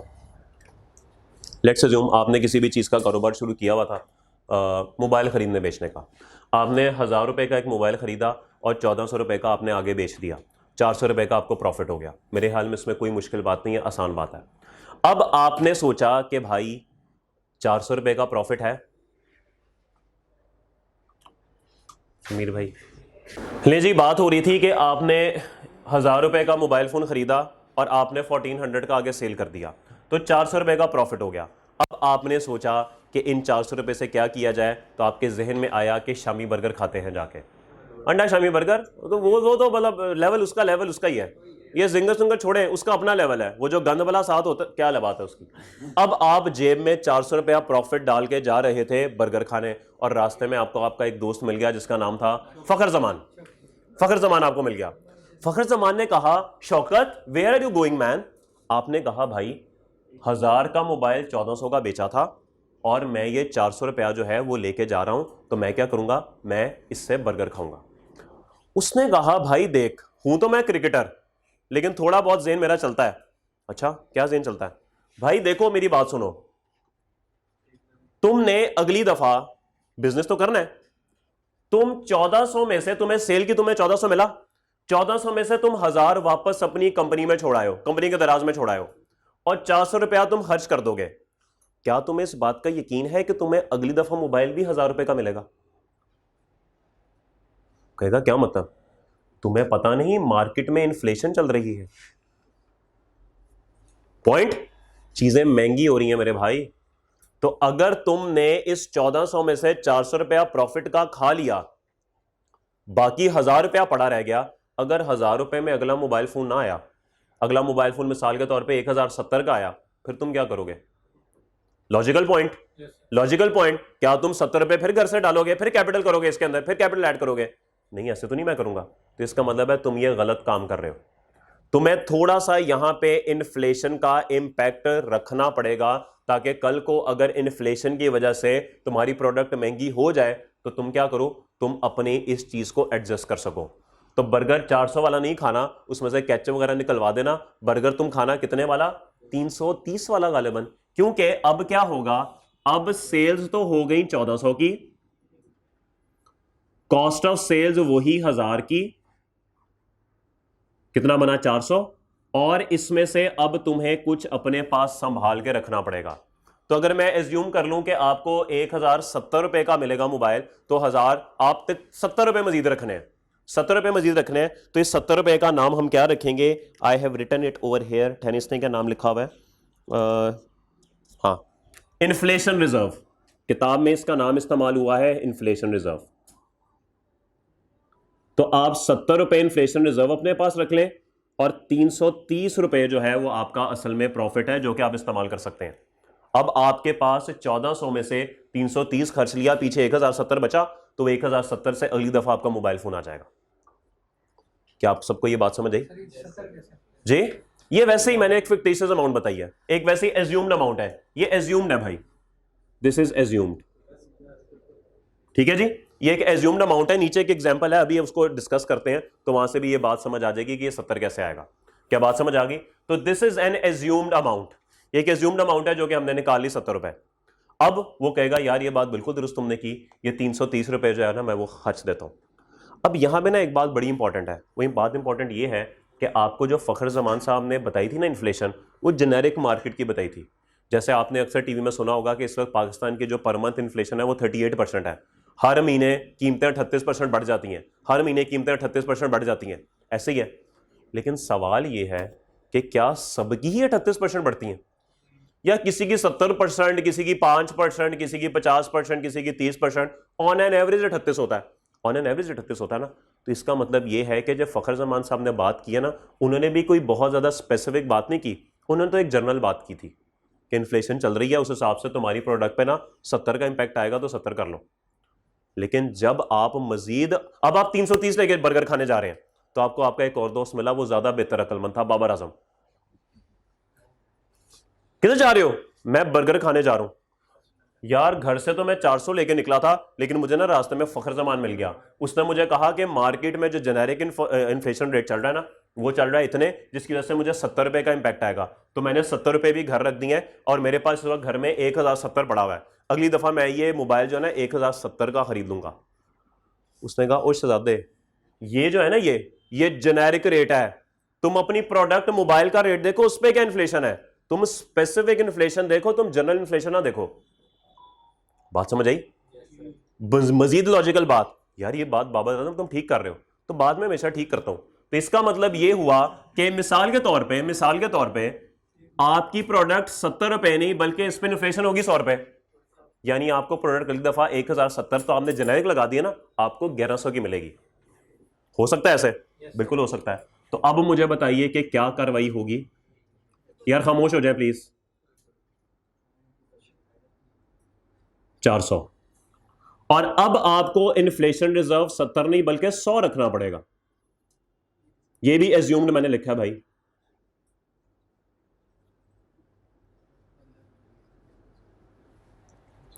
अब आपने जो 1400 कैश आपको मिला था, उसमें से 300 आप खर्च देंगे और 1100 आपके पास बचेगा, जो कि अगली दफा खरीदने के लिए होगा। क्या आपको ये बात समझ आई? अगली दफा खरीदने के लिए होगा, ये आपका पॉइंट है। अब तीनों में फर्क क्या है? इसके अंदर इन्फ्लेशन का कोई इंपैक्ट नहीं है, इसके अंदर जर्नल इन्फ्लेशन का इंपैक्ट है, और इसके अंदर स्पेसिफिक इन्फ्लेशन का इंपैक्ट है। क्या आपको ये बात समझ आ गई? इस एग्जाम्पल को समझने में किसी को कोई इशू? Any issue? कोई इशू नहीं। अब आइए इसके ऊपर concepts of capital and capital maintenance पे। Financial capital maintenance, under this concept a profit is earned only if the financial amount of the net assets at the end of the period exceeds the net assets at the beginning of the period excluding any distributions to and contribution from owners during the period। पता नहीं क्या लिखा हुआ है, अब इसका मतलब असल में यही है जो मैंने आपको उर्दू में बताया। अभी फिलहाल आगे पढ़ेंगे तो बात समझ आएगी, ये जो 1 और 2 लिखे हैं ना, इससे बात समझ आएगी। Financial capital maintenance can be measured in either money terms or real terms. Profit represents the increase in nominal money capital over the period. जो प्रॉफिट होता है क्या आपके कैपिटल को बढ़ाता है? यही बात लिखी हुई है कि प्रॉफिट आपके कैपिटल को बढ़ा देगा। Thus increases in the prices of assets held over the period, that is holding gains are conceptually profits. They may not be recognised as such until disposal, as mostly historical cost is used, no adjustment to profit is required. वो कहता है कि चूंकि आपने assets historical cost पे रखे होते हैं, तमाम चीजें आपकी हिस्टोरिकल कॉस्ट पे होती हैं, तो इसका मतलब है कि आप अपने प्रॉफिट के अंदर इन्फ्लेशन की कभी आपने किया है फाइनेंशियल स्टेटमेंट में? ऐसी एडजस्टमेंट कभी भी नहीं की आपने। इन्फ्लेशन रिजर्व की तो कभी एडजस्टमेंट नहीं की, जो प्रॉफिट आता था आप सिंपल ऐड करते थे। तो वो कहता है कि भाईजान as mostly historical cost is use, no adjustment to profit is required. तो इसका मतलब है कि कोई भी एडजस्टमेंट आप अपने प्रॉफिट में नहीं करते। तो इन तीनों सिनेरियोज में हमने कहां पे प्रॉफिट में कोई एडजस्टमेंट नहीं की? शायद वो पहला सिनेरियो था, जिसमें हमने, और इसको वो क्या नाम दे रहा है? इसको वो नाम दे रहा है मनी टर्म्स का। ओके, अब आए रियल टर्म्स पे। वो कहता है profit represents the increase in invested purchasing power over the period. वो कहता है कि प्रॉफिट जो है वो रिप्रेजेंट करता है आपकी परचेजिंग पावर को। जितना ज्यादा प्रॉफिट आता जाएगा, एक्यूमुलेट होता जाएगा, आपकी परचेजिंग पावर बढ़ती जाएगी। Only that part of the increase in the prices of assets that exceeds the increase in a general level of prices is regarded as profit। very important thing। वो कहता है कि भाई आप जो समझते हैं ना कि ये 400 आपका प्रॉफिट है, सर ये 400 आपका प्रॉफिट नहीं है। वो कहता है असल में प्रॉफिट वो है कि अगर पहले आपका एसेट 1000 रुपए का था और अब वो 1070 का हो गया है, तो सर इससे ऊपर जो अमाउंट है ना, असल में वो आपका प्रॉफिट है। जैसे हमने ये 70 रुपए निकाल दिए ना, मिसाल के तौर पर एसेट अगर आपका 70 से बढ़ गया, इट मींस के आपके प्रॉफिट 400 में से 70 रुपए तो इसको पूरा करने में पूरे हो जाएंगे। तो एक्सेस अमाउंट 330 असल में आपका प्रॉफिट है। वो कह रहे हैं असल में प्रॉफिट ये है, हम गलत समझते हैं कि प्रॉफिट ये है। ओके, लेकिन चूंकि आपकी कीमतें बढ़ गई हैं, तो कीमतें बढ़ने का इंपैक्ट पहले अपने पास एडजस्ट करो, और जो एक्सेस अमाउंट बनती है असल में प्रॉफिट आपका ये है। ये वाला कॉन्सेप्ट ये कह रहा है, बात समझ आई? तो इसको वो बोलता है रियल टर्म्स। तो मेरे ख्याल में जो बात वो कर रहा है यहां पर, वो इन दोनों को कहता है फाइनेंशियल कैपिटल मेंटेनेंस। शायद ये दोनों चीजें फाइनेंशियल कैपिटल मेंटेनेंस है।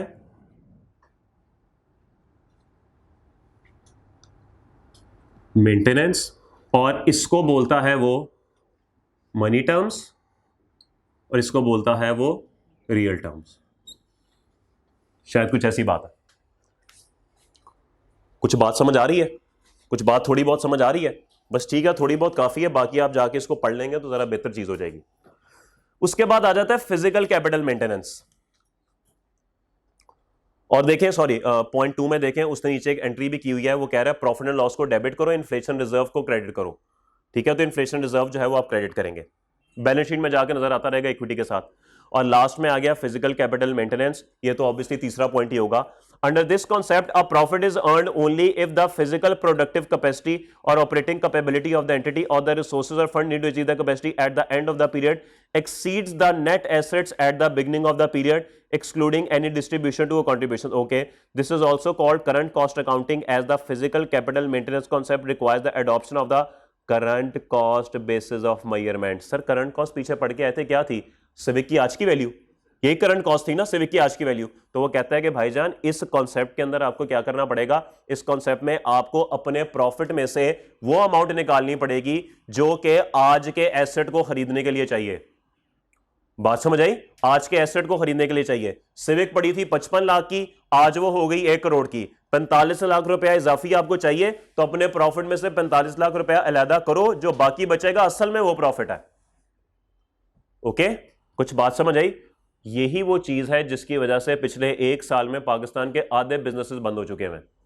यकीन करें, यही वो चीज है। और जिन लोगों के बिजनेसेस चल रहे हैं वो भी उनका लेवल ऐसे गिर रहा है नीचे इस वक्त। और यही वो वजह है कि सेल वो जब उन्होंने की, तो सेल करने के बाद जब अगली प्रोडक्ट खरीदने गए तो पता लगा 1000 यूनिट्स नहीं, अब तो 600 यूनिट्स आ सकते हैं। तो 600 यूनिट्स आ गए। उसके बाद जब 600 यूनिट्स उन्होंने बनाकर बेचे तो पता लगा कीमतें इतनी बढ़ गई हैं कि अब 400 आ सकते हैं। फिर 400 बनाकर बेचे तो पता लगा कीमतें और बढ़ गई हैं, अब 300 आ सकते हैं। तो वो करते करते बेचारों का लेवल इतना नीचे आ चुका है, लेवल ऑफ एक्टिविटी का, कि अब उनकी एक टाइम आएगा कि वो बिल्कुल बंद हो जाएंगे, हम तो ऑपरेट ही नहीं कर सकते ऐसे। ठीक है, तो basically this is the thing, ये वो प्रॉब्लम है जिसकी वजह से सारा मसला बना हुआ है।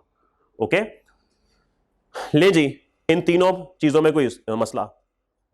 एग्जाम्पल 6 पे आइए, एग्जाम्पल 6 करते हैं, फिर एमसीक्यूज की तरफ चलते हैं। X Limited commenced business on 1 January year 1 with a single item of inventory which cost rupees 10,000। तो एक आइटम इन्होंने खरीदी 10,000 रुपए की, single item. During the year it sold the item for rupees 14,000 cash, 14,000 की बेची, तो कितने का प्रॉफिट आएगा? गालिबन ये देखिए, 14,000 की सेल, 10,000 की कॉस्ट, 4,000 का प्रॉफिट।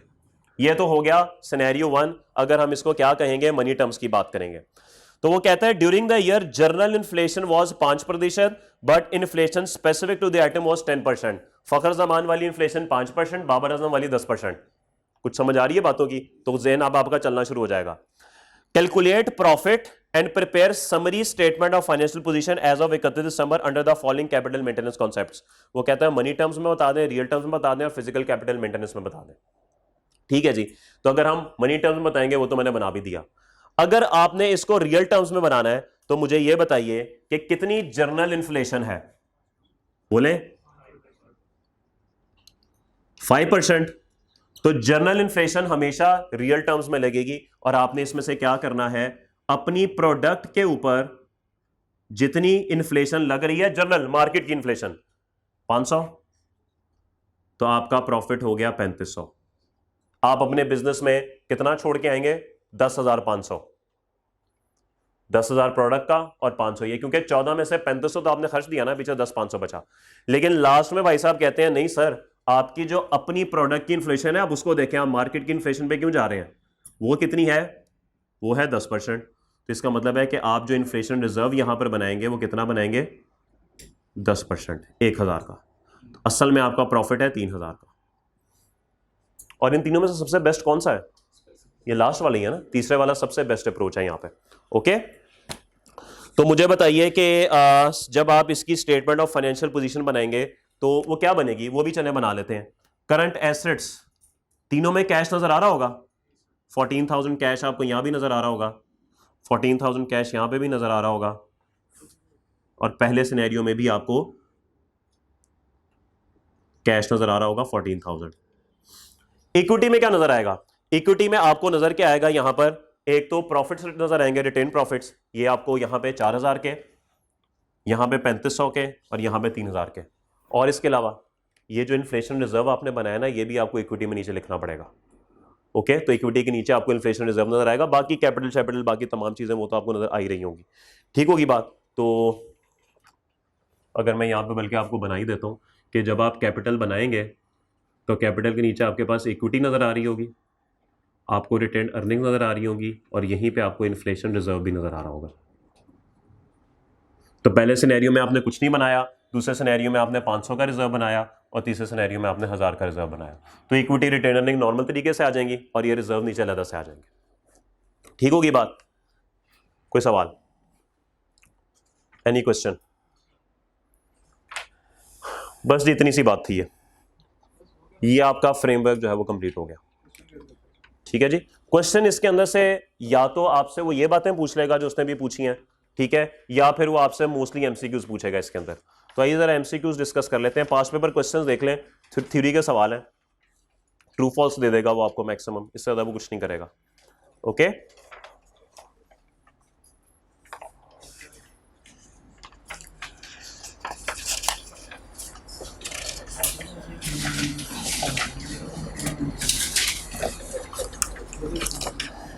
दो ऑप्शंस हैं, या तो प्लीज सुन लें, दो ऑप्शंस हैं, या तो एमसीक्यूज इसके मैं आपको अभी करा दूं, या आप पढ़ के कल इसके एमसीक्यूज करके आए, और जो ना आए वो मेरे से पूछ लें। Which one is best? अभी बताऊंगा क्लास के एंड पे। आप लोग कल इसको रीड करके आएंगे, एमसीक्यूज करके आएंगे, जिसमें प्रॉब्लम होगी वो मैं आपको बता दूंगा। ओके, यूं कर लें, हम अभी IS 8 पे चलते हैं, IS 8 के एमसीक्यूज करते हैं। आप लोग ये सोच रहे थे आप यस कहेंगे क्लास खत्म हो जाएगी, ये सोच रहे थे ना? भाई हम भी कभी स्टूडेंट थे, आप लेते हैं भाई को इजी।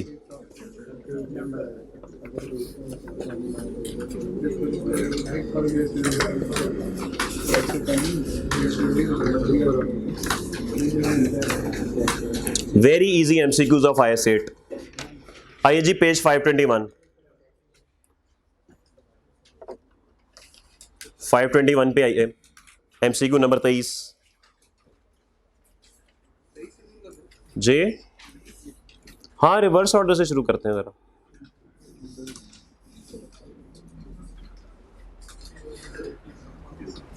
चलिए जी, बहुत आसान एमसीक्यूज हैं इसके, मुझे उम्मीद है कि आपको कोई प्रॉब्लम नहीं होगी, बल्कि आप ही जवाब देंगे इसका। Which two of the following situations would require prior year adjustment as per IS 8? इसमें से कौन से दो जो है उसमें हमें पिछले साल में एडजस्टमेंट चाहिए होगी? Changing the depreciation method from straight line basis, ये क्या है? ये तो चेंज इन एस्टिमेट है भाई। तो चेंज इन एस्टिमेट में आपको पता है कि कभी भी प्रायर एडजस्टमेंट नहीं होती, वो तो प्रोस्पेक्टिव एप्लीकेशन होती है। उसके बाद बी में कहता है changing the measurement model for investment property from cost to fair value. Sir ये अकाउंटिंग पॉलिसी है, और अकाउंटिंग पॉलिसी आपको पता है कि रेट्रोस्पेक्टिव होती है, तो B is the right answer. लेकिन हमें तो दो आंसर निकालने हैं। Incorporating the effects of a material under statement found in the last year closing inventories due to incorrect formula in Excel sheet, गलती हो गई थी, तो एरर की भी रेट्रोस्पेक्टिव होती है। तो इसका मतलब है बी और सी। और डी भी पढ़ लेते हैं, adopting the requirements of IS 20 for a government grant receive by an entity for the first time. तो सर पहली दफा गवर्नमेंट ग्रांट मिली है तो उसका तो ट्रीटमेंट आज से ही शुरू होगा ना, रिकॉग्नाइज ही आज हुई है, तो वो तो पिछले साल पे नहीं होगी। तो बी और C is the right answer. Very easy, lemon squeezy. Which of the following changes would be considered as a change in accounting policy? इसमें से कौन सी चीजें जो है वो अकाउंटिंग पॉलिसी में तब्दीली जो है वो कंसिडर होंगी? Changing the subsequent measurement model for property plant and equipment from cost to valuation model, ये अकाउंटिंग पॉलिसी में तब्दीली है? बिल्कुल है। Changing the inventory valuation method from FIFO to weighted average, ये भी है। तो इसका मतलब है सी द राइट ऑप्शन। जवाब दुरुस्त हुआ, 2,000 रुपए जीत गया। 3,000 रुपए का सवाल, एक केस 7 करोड़, वो पहले पे ठीक होगा 7 करोड़, सारे ठीक करेंगे फिर मिलेगा 7 crore. 7 crore. Disclosure requirements of IS 8 in respect of change in accounting policy are not applicable in case of. वो कहता है भाईजान डिस्क्लोजर रिक्वायरमेंट जो है वो नहीं चाहिए होंगी अकाउंटिंग पॉलिसी में। Change in method from inventory valuation from FIFO to weighted average, sir चाहिए होगी डिस्क्लोजर रिक्वायरमेंट, क्यों नहीं चाहिए होगी? इनिशियल अडॉप्शन, पहली दफा जब आप अडॉप्ट करेंगे रेवैल्यूएशन मॉडल तो इसमें चाहिए होगी कि नहीं? सर इनिशियली तो नहीं चाहिए होती। Change in revenue recognition policy, ये IFRS 15 है भाई, change in revenue recognition policy IFRS 15 है, आपको इसका पता भी नहीं होगा। तो इसका मतलब है जब आप इनिशियल अडॉप्ट करते हैं तो वो तो आप पहली दफा अडॉप्ट कर रहे हैं ना, उस पर तो कोई डिस्क्लोजर नहीं चाहिए होता। और वो आ गया जिसका सबको इंतजार था, question number 20। Most of entities competitors value their inventory using the average cost basis, whereas the entity uses the first in first out method. FIFO पे है कंपनी, शायद FCO पे चली जाए। The value of inventory at 30th September on FIFO basis is 20 million. However, on weighted average, it would be valued at 18 million. By adopting the same method as its competitors, the inventory at 30th September 12 was 15 million. However, in FCO basis, it would have been reported as 13.4 million. What will be the effect of the change on profits for the year ended 30 September 13? Sir opening मुझे लिखवा दें, कितने कितने बन रहे हैं बताएं जी। Opening FIFO पे कितना बनता है और FCO पे गलत लिखवा रहे हैं, सोई हुई कॉम। भाईजान आपको शुरू में उसने 20 क्लोजिंग दिया हुआ है, ओके, 30 सितंबर 13 दिया हुआ है, नीचे से 30 सितंबर 12 दिया हुआ है, तो 12 इज ओपनिंग, 13 इज क्लोजिंग। तो 12 जो आपको ओपनिंग दिया गया है वो FIFO पे 15 है और 13.4 FCO पे है, 15 और 13.4। और क्लोजिंग में कितना दिया हुआ है जी? FIFO 20 FCO 18। अब हमने शिफ्ट होना है यहां से यहां। ओपनिंग स्टॉक कम हो जाएगा, ओपनिंग स्टॉक कितने से कम हो जाएगा? 1.6 से। तो ओपनिंग स्टॉक के कम होने से कॉस्ट ऑफ सेल बढ़ेगी कि कम होगी? कम हो जाएगी। Opening stock plus purchases, okay, तो ओपनिंग स्टॉक के बढ़ने से कॉस्ट ऑफ सेल बढ़ जाएगी, यानी कि उसने इंपैक्ट किस पे पूछा हुआ है? प्रॉफिट के ऊपर।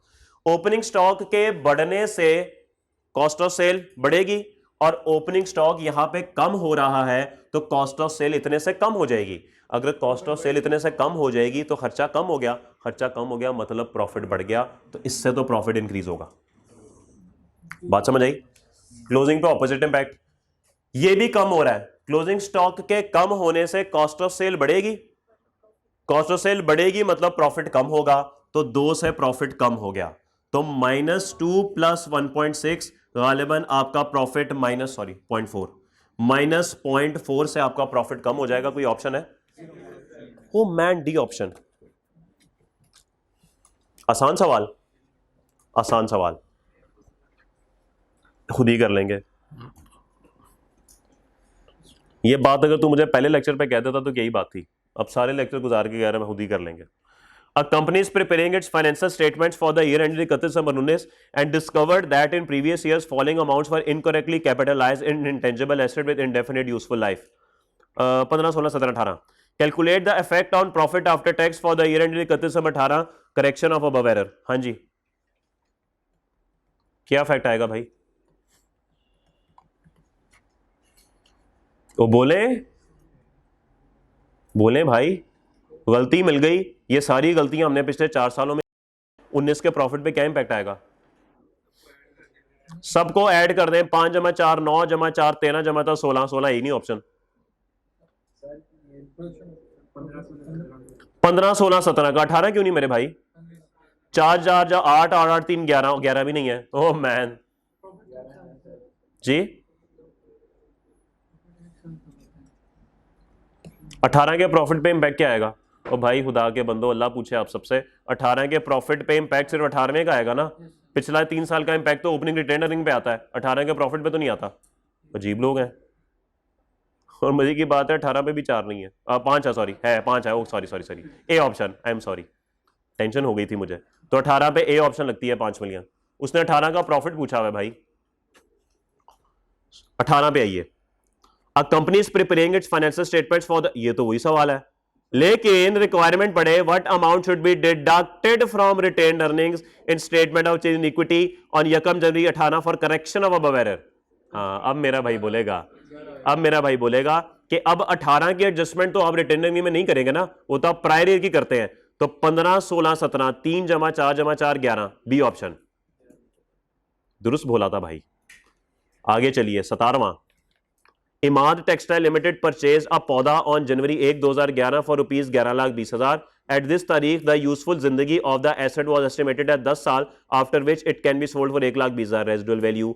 However during 2013 ITL estimates the remaining useful life of this plant as 6 साल and expects to fetch change in estimate. आ गया? वो बोले नहीं बोलेंगे। ITL uses straight line method for depreciation such पौधे, calculate the amount of depreciation for the। यार अब ये सवाल मैं करूं, कुछ शर्मिंदा हो। 11 से लेके सुने 11 से डेप्रिशिएट करे इसको कब तक? 2012 तक। 11 की और 12 की डेप्रिसिएशन होगी पुराने एस्टिमेट पे। 13 में आके एस्टिमेट चेंज हो रहा है, तो 13 में आके आपके पास रिवाइज्ड बुक वैल्यू आ सकती है, माइनस रिवाइज्ड रेजिडुअल वैल्यू उसने दी हुई है, divide by remaining useful life. तो बस वहां से आप डेप्रिसिएशन निकाल लें। तो 18 की पूछ रहा है, 18 तक ले जाएं उसको, स्ट्रेट लाइन है ना, तो बस जो उस साल की होगी वही 18वें की होगी। अजीब बात करते हैं आप। 16 आ गया, Tom and Jerry. The directors of Tom limited are गैर मुतमईन बाय द, ये आप नहीं बनाया होगा profit, are disappointed by the draft profit for the year ended 30 September 13।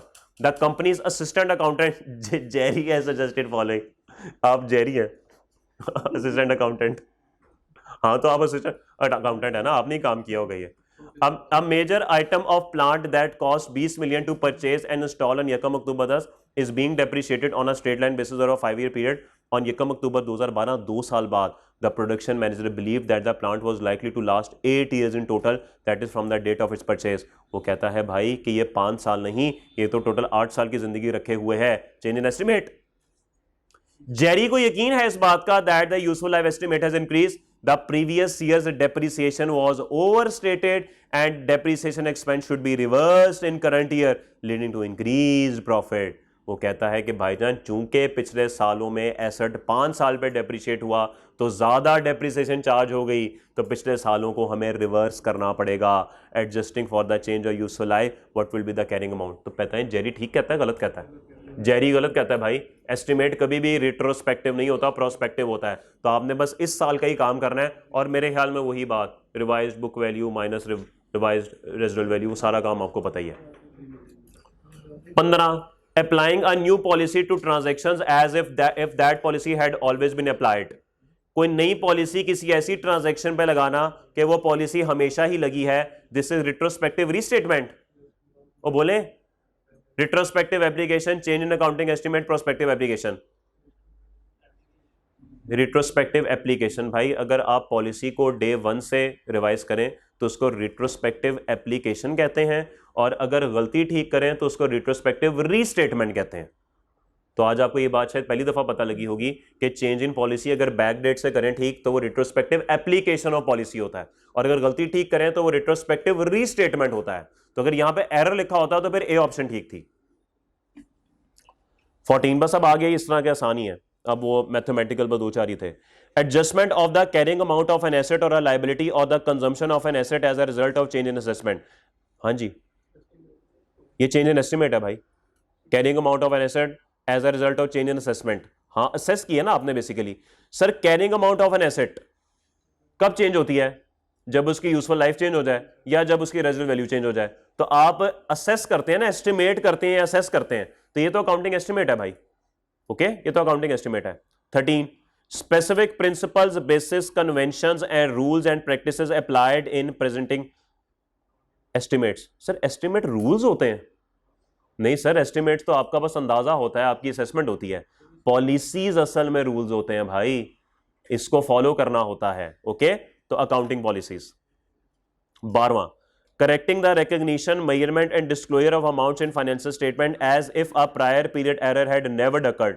Sir वही बात आ गई, रिट्रोस्पेक्टिव रीस्टेटमेंट, गलती को ठीक करेंगे तो वो रीस्टेटमेंट होगी।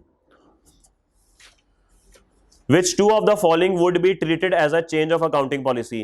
Entity has received its first government grant, छोड़ें यहीं पे छोड़ दें, पहली दफा मिली थी, है कभी भी चेंज इन अकाउंटिंग पॉलिसी नहीं है। Entity has revalued its properties, यहां पे कुछ बात बन सकती है लेकिन अभी तक कुछ कंफर्म नहीं है।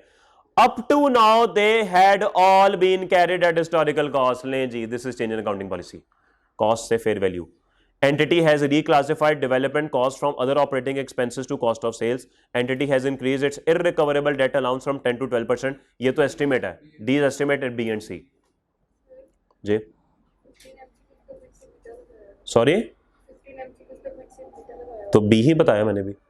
15 का B ही बोला हुआ retrospective application. 12 का retrospective restatement. क्योंकि 12 में error है वो रीस्टेटमेंट होता है, 15 में पॉलिसी है वो एप्लीकेशन होती है. Okay man. 10 if it is impractical to make a retrospective application to a period, अगर आप पिछले साल पे जाके चीजें ठीक नहीं कर सकते, make the change only to the current period, apply the change to the earliest period that is practical, do not make the change at all, make the change in next year. हाँ जी, क्या करेंगे? Retrospective, पिछले साल में चीजें change करना मुश्किल नजर आ रहा है, तो फिर क्या करें? सर बी ऑप्शन, जितना जल्दी कर सकते हैं, जितना पीछे ले जा सकते हैं उतने साल पीछे ले जाएं. ओके, तो बस B option the right option. मेरी लिखी हुई है बात पीछे. 9 वही जेरी और टॉम वाला सवाल है और उसके अंदर वही चीज है, उसने यही पूछा हुआ है कि ये जो एस्टिमेट चेंज हुआ था ये असल में क्या है, तो डी ऑप्शन उसका बनता है, चेंज इन अकाउंटिंग एस्टिमेट. 8वें पे आइए. विच of the following item is a change of accounting policy? Classifying commission earned as revenue in the statement of profit and loss, having previously classified it as other operating income, switching to purchasing plant using leases from a previous policy of purchasing plant for cash. Sir ये accounting policy नहीं है, company की policy है कि हम चीजें खरीदते नहीं है, हम तो लीज कराते हैं, तो ये अकाउंटिंग का ऐसा कोई ताल्लुक नहीं है. Changing the value of subsidiaries inventory in line with the group policy for inventory valuation when preparing the consolidated financial statements, revising the remaining useful life of depreciable asset, ये change in accounting estimate है. मसला मुझे नजर आ रहा है ए में और सी में. सी में कहता है changing the value of subsidiary inventory in line with the group policy for inventory valuation when preparing the consolidated financial statements. आपने शायद कंसोलिडेटेड का लफ्ज नहीं सुना होगा. असल में अगर एक कंपनी के नीचे कोई 8-10 कंपनीज हो तो उन सब के प्रॉफिट्स को, उन सब की सेल्स को, उन सब के एक्सपेंसेस को ना टोटल कर दिया जाता है, ये देखने के लिए कि पूरे ग्रुप ने क्या कमाया. ठीक होगी बात. तो उसके लिए जब कंसोलिडेशन होती है तो ये बहुत जरूरी है कि सब चीजें लाइक वर्सेस लाइक हो. तो अगर एक ने फाइफो यूज किया हुआ है, एक ने वेटेड एवरेज यूज किया हुआ है, तो फिर आपको उनको सही करना पड़ेगा, दोनों को यूनिफॉर्म करना पड़ेगा. लेकिन सवाल मेरा आपसे यह है कि एक कंपनी के अपने अकाउंट्स होंगे और एक कंसोलिडेटेड अकाउंट्स होंगे. क्या सी पॉइंट के अंदर कंपनी के अपने अकाउंट चेंज हो रहे हैं? कंपनी के अपने अकाउंट चेंज नहीं हो रहे. वो तक जब आप उनको टोटल कर रहे हैं तो टोटल करते हुए चेंज हो रहे हैं. कंपनी ने तो कोई ऐसी बात नहीं की. कंपनी तो कह रही है भाई मैंने तो यही रखना है, आपने टोटल करना है, आप खुद चेंज करके टोटल कर लो. तो सी के अंदर भी चेंज इन अकाउंटिंग पॉलिसी नहीं है. ए इज द राइट आंसर. और ए के बारे में ज्यादा बात इसलिए नहीं कर सकता कि IFRS 15 के अंदर कोई बातें हैं, रेवेन्यू वाले स्टैंडर्ड में कुछ बातें हैं, वहां पे जाके हो जाएंगी. 7 which of the following would a change in accounting policy, वही एक ही बात कर रहा है. Which of the following would be a change in accounting policy in accordance with IAS 8? Adjusting the residual value amount based on latest information received, ये estimate है. A change in reporting depreciation charges as cost of sale rather than as admin expenses. Depreciation charge on reducing balance method rather than straight line, reducing the value of inventory from cost to NRV. हाँ जी, क्या होगा? Why B? C नहीं हो सकता. C भी estimate है. D क्या है? D एस्टिमेट है. हाँ तो ये पॉलिसी नहीं होगी, पॉलिसी नहीं होगी, ये रूल है. हाँ तो ये रूल है ना, ये पॉलिसी वगैरह तो नहीं, हमारे पास ऑप्शन थोड़ी है, पॉलिसी तो वो ऑप्शन होती है. तो B is the right option. Okay sir, depreciation पहले कॉस्ट ऑफ सेल में जाती थी अब एडमिन में जाती है. क्या आपको पिछले सालों में चेंज करना पड़ेगा? कंपैरेटिव क्यों नहीं चेंज करना पड़ेगा? बिल्कुल करना पड़ेगा. Okay, which one of the following would be treated under IAS 8 as a change of accounting policy? A change in valuation of inventory from a weighted to FIFO, a change of depreciation method from straight to reducing, adoption of the revaluation model for non-current asset previously held at cost, capitalization of borrowing cost which have arisen for first time. C. ए नहीं होगा. ए क्यों नहीं होगा? ए क्यों नहीं होगा? B होगा कि नहीं? बी तो एस्टिमेट है, फारिग कराएं. डी होगा कि नहीं? ये तो फर्स्ट टाइम है भाई. और कैपिटलाइजेशन ऑफ बोरिंग कॉस्ट आपके पास ऑप्शन नहीं है, करनी होती है. मसला पड़ गया ए और सी में. बताइए कौन सी सही ऑप्शन है? सवाल को गौर से पढ़ें. विच one of the following would be treated under IAS 8? Sir यही बनेगा. सी तो IAS 16 में चला जाता है भाई. ओके, है वो चेंज इन अकाउंटिंग पॉलिसी लेकिन जाता IAS 16 में है। और पहले 5 blah blah blah in which of the two following can change account, ये भी आप कर लेंगे। नहीं ये पहले वाकई में आसान है, ये मैं आगे वाले थोड़े से थे और ये वही सेम है। इन विच टू ऑफ, या चल मैं करा देता हूं, तू परेशान क्यों होता है। In which two of the following situations can a change in accounting policy be made by an entity. हाँ जी, कौन सी सिचुएशन में अकाउंटिंग पॉलिसी में चेंज हो सकती है। If the change is required by an IFRS, बिल्कुल करनी पड़ेगी आपको। If the entity thinks that a new accounting policy would be easier to report, नहीं भाई ये कोई बात नहीं है। If a new accounting policy would show more favourable results, क्या बात है जी, अपने फेवर के लिए पॉलिसियां बनाई जाओ। If a new accounting policy results in more reliable and relevant presentation of events और ट्रांजैक्शंस, ये कुछ बात समझ आती है। ए और D, which of these changes would be classified as a change in accounting policy as determined by IAS 8? Increase the allowance for irrecoverable receivable from 5% to 10%, जी estimate. Change the method of valuing inventory from FIFO to average cost, हो सकता है। Change the depreciation of plant from straight line, estimate. Change the useful life, तो B is the right option. According to IAS 8, how should a material error in the previous financial reporting period be accounted for in the current period? नहीं पता आपको error को कैसे ठीक करते हैं? By making adjustment in the financial statements of the current period, by making adjustment in the financial statements of current period, by restating the comparative amounts, by restating the comparative amounts but without the requirement of a disclosure of the nature or whether in a note. Sir क्या error का हम note नहीं देते हैं, तो इसका मतलब है डी गलत कह रहा है, तो C is the right option. Restate भी करना है और डिस्क्लोजर भी देना है। ओके आसान बात है, ऐसे ही तंग करते हैं आप लोग। इन अकॉर्डेंस विद IAS 8, किसने कहा था एक्स्ट्रा क्लास रखो, अजीब लोग हैं आप। इन accordance with IAS 8 accounting policies, बड़ी इंपॉर्टेंट बातें पढ़ी आप, फजूल बातें ना किया करें। हाउ इज इसी में से सवाल मुझे लग रहा है आ जाना है, ऐसे ही शामी बर्गर ही याद आने आपको, फखर जमान बाबर आजम याद आने, फिर आपका सवाल हो जाना 2 मिनट में। इन अकॉर्डेंस विद IAS 8, अल्लाह तो खैर करेगा ही करेगा, उससे पहले आपको भी थोड़ी मेहनत करनी पड़ेगी। प्लान बना दें, मैं मेरा भाई पेपर भी कर दूंगा आके। How is a change in accounting estimate accounted for. यार ये एक ही तरह के सवाल पूछी जा रहे हैं, लेकिन ये एक तरह का सवाल नहीं है। वो कह रहा है चेंज इन अकाउंटिंग एस्टिमेट कैसे अकाउंट फॉर करेंगे, by changing the current year figures but not the previous year figure. समझ आती है बात की, by changing the current year figures and the previous year. नहीं सर रिट्रोस्पेक्टिव नहीं होता। No alteration of any figures, नहीं झूठ बोलता है। Neither alteration of any figure non disclose, कह रहा है करो ही कुछ ना, काश ऐसा हो जाता, काश जिंदगी ऐसी होती कि कुछ ना करना पड़ता, लेकिन सर ऐसे तो नहीं है। तो ए इज द राइट ऑप्शन, कि आपको ये साल तो चेंज करना पड़ेगा लेकिन पिछला साल चेंज नहीं करना पड़ेगा। और वो आ गया जिसका सबको इंतजार था। Which two of the following situations, कुछ लोग बड़े एक्टिव हो गए कि आखिर ये इसके बाद छुट्टी हो जाएगी, लेकिन उनकी भूल है। Which two of the following situations would not require, सारे ऐसे मोराल नीचे गिरे धड़म करके। Which two of the following situations would not require a prior adjustment, इसमें से किस पे प्रायर की एडजस्टमेंट नहीं चाहिए होगी। In the last year's financial statements inventories were understated by a material amount due to system error. करना पड़ेगा, ठीक भाई करना पड़ेगा। A company has changed its allowance for irrecoverable receivables from 10% to 120 days old, sorry 120 days old। Estimate है, इस पर तो नहीं रिस्टेट करना पड़ेगा, तो बी टिक हो गया। A new accounting standard has been issued that requires a company to change its accounting policy but gives no guidance on the specific application of the change itself। Sir policy जब भी change होती है बेशक नए standard के आने से वो पिछला साल हमें चेंज करना पड़ता है, तो C is not the right option. A company has decided to move from charging depreciation on straight line basis to the reasonable basis, जी हाँ डी, बी और डी, इन दोनों पे आपको प्रायर ईयर चेंज नहीं करना पड़ेगा। क्या क्या रहेगा हमारा, सुन लें, हमारा अब एनपीओ का एमसीक्यूज रह गए और अब हमारे ईपीएस के एमसीक्यूज रह गए और कैश फ्लो के भी रह गए। ठीक है, 3 एमसीक्यूज रह गए और एनपीओ तो चले अभी हमारा टॉपिक चल ही रहा है। कल आप ये पढ़ के आएंगे सारा कुछ और इसके एमसीक्यूज करके आएंगे और ये एमसीक्यूज आप मेरे से डिस्कस करेंगे। कल संडे है। अगर हम क्लास मंडे को रखते हैं वही 7:30 पौने 8 जितने बजे हम क्लास शुरू करते हैं, अगर हम क्लास उस टाइम शुरू करें तो हमारे पास है, मेरे ख्याल में कल क्लास रख लेते हैं, कल क्लास रख लेते हैं। सुन लें मेरे भाई, देखें सुने मेरी बात सुने। अभी आपके एनपीओ के सिर्फ 2 सवाल हुए मेरे भाई, और अगर मैं मंडे को क्लास रखता हूँ मुझे ईपीएस, एनपीओ और कैश फ्लो, एक सेकंड ठहरे, इन तीनों के मुझे एमसीक्यूज कराने, इसके एमसीक्यूज ऑब्वियसली कोई एक आधे में प्रॉब्लम आई जाएगी, उस पर भी कोई 15-20 मिनट रखने हैं, तो इन तमाम कामों पे ना कोई 2 घंटे 2.5 घंटे लग जाएंगे।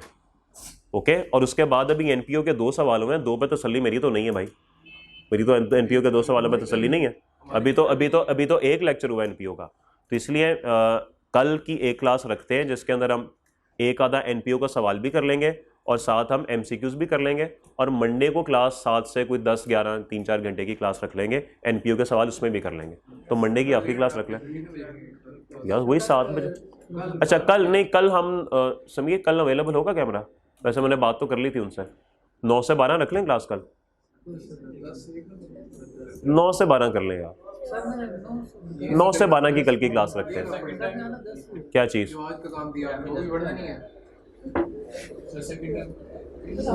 18 घंटे है मेरे भाई, 18 घंटे में जी, दोपहर कल सुबह 9 से 12 इंशाल्लाह क्लास होगी, रिकॉर्ड होगी क्लास, यूट्यूब पे भी आ जाएगी, और इसके अंदर हम ईपीएस के एमसीक्यूज करेंगे, इसके अंदर हम कैश फ्लो के एमसीक्यूज करेंगे, और एनपीओ की मैं कोशिश करूंगा कि 1-2 सवाल वो भी मैं करा दूं ताकि ये काम हमारा कल हो जाए। जी हाँ, वो सवाल भी रहते हैं भाई बिल्कुल, तो कल की क्लास तो अब लाजमी हो गई भाई, मैं भूल गया था वो सवाल कराने। ओके, अल्लाह हाफिज।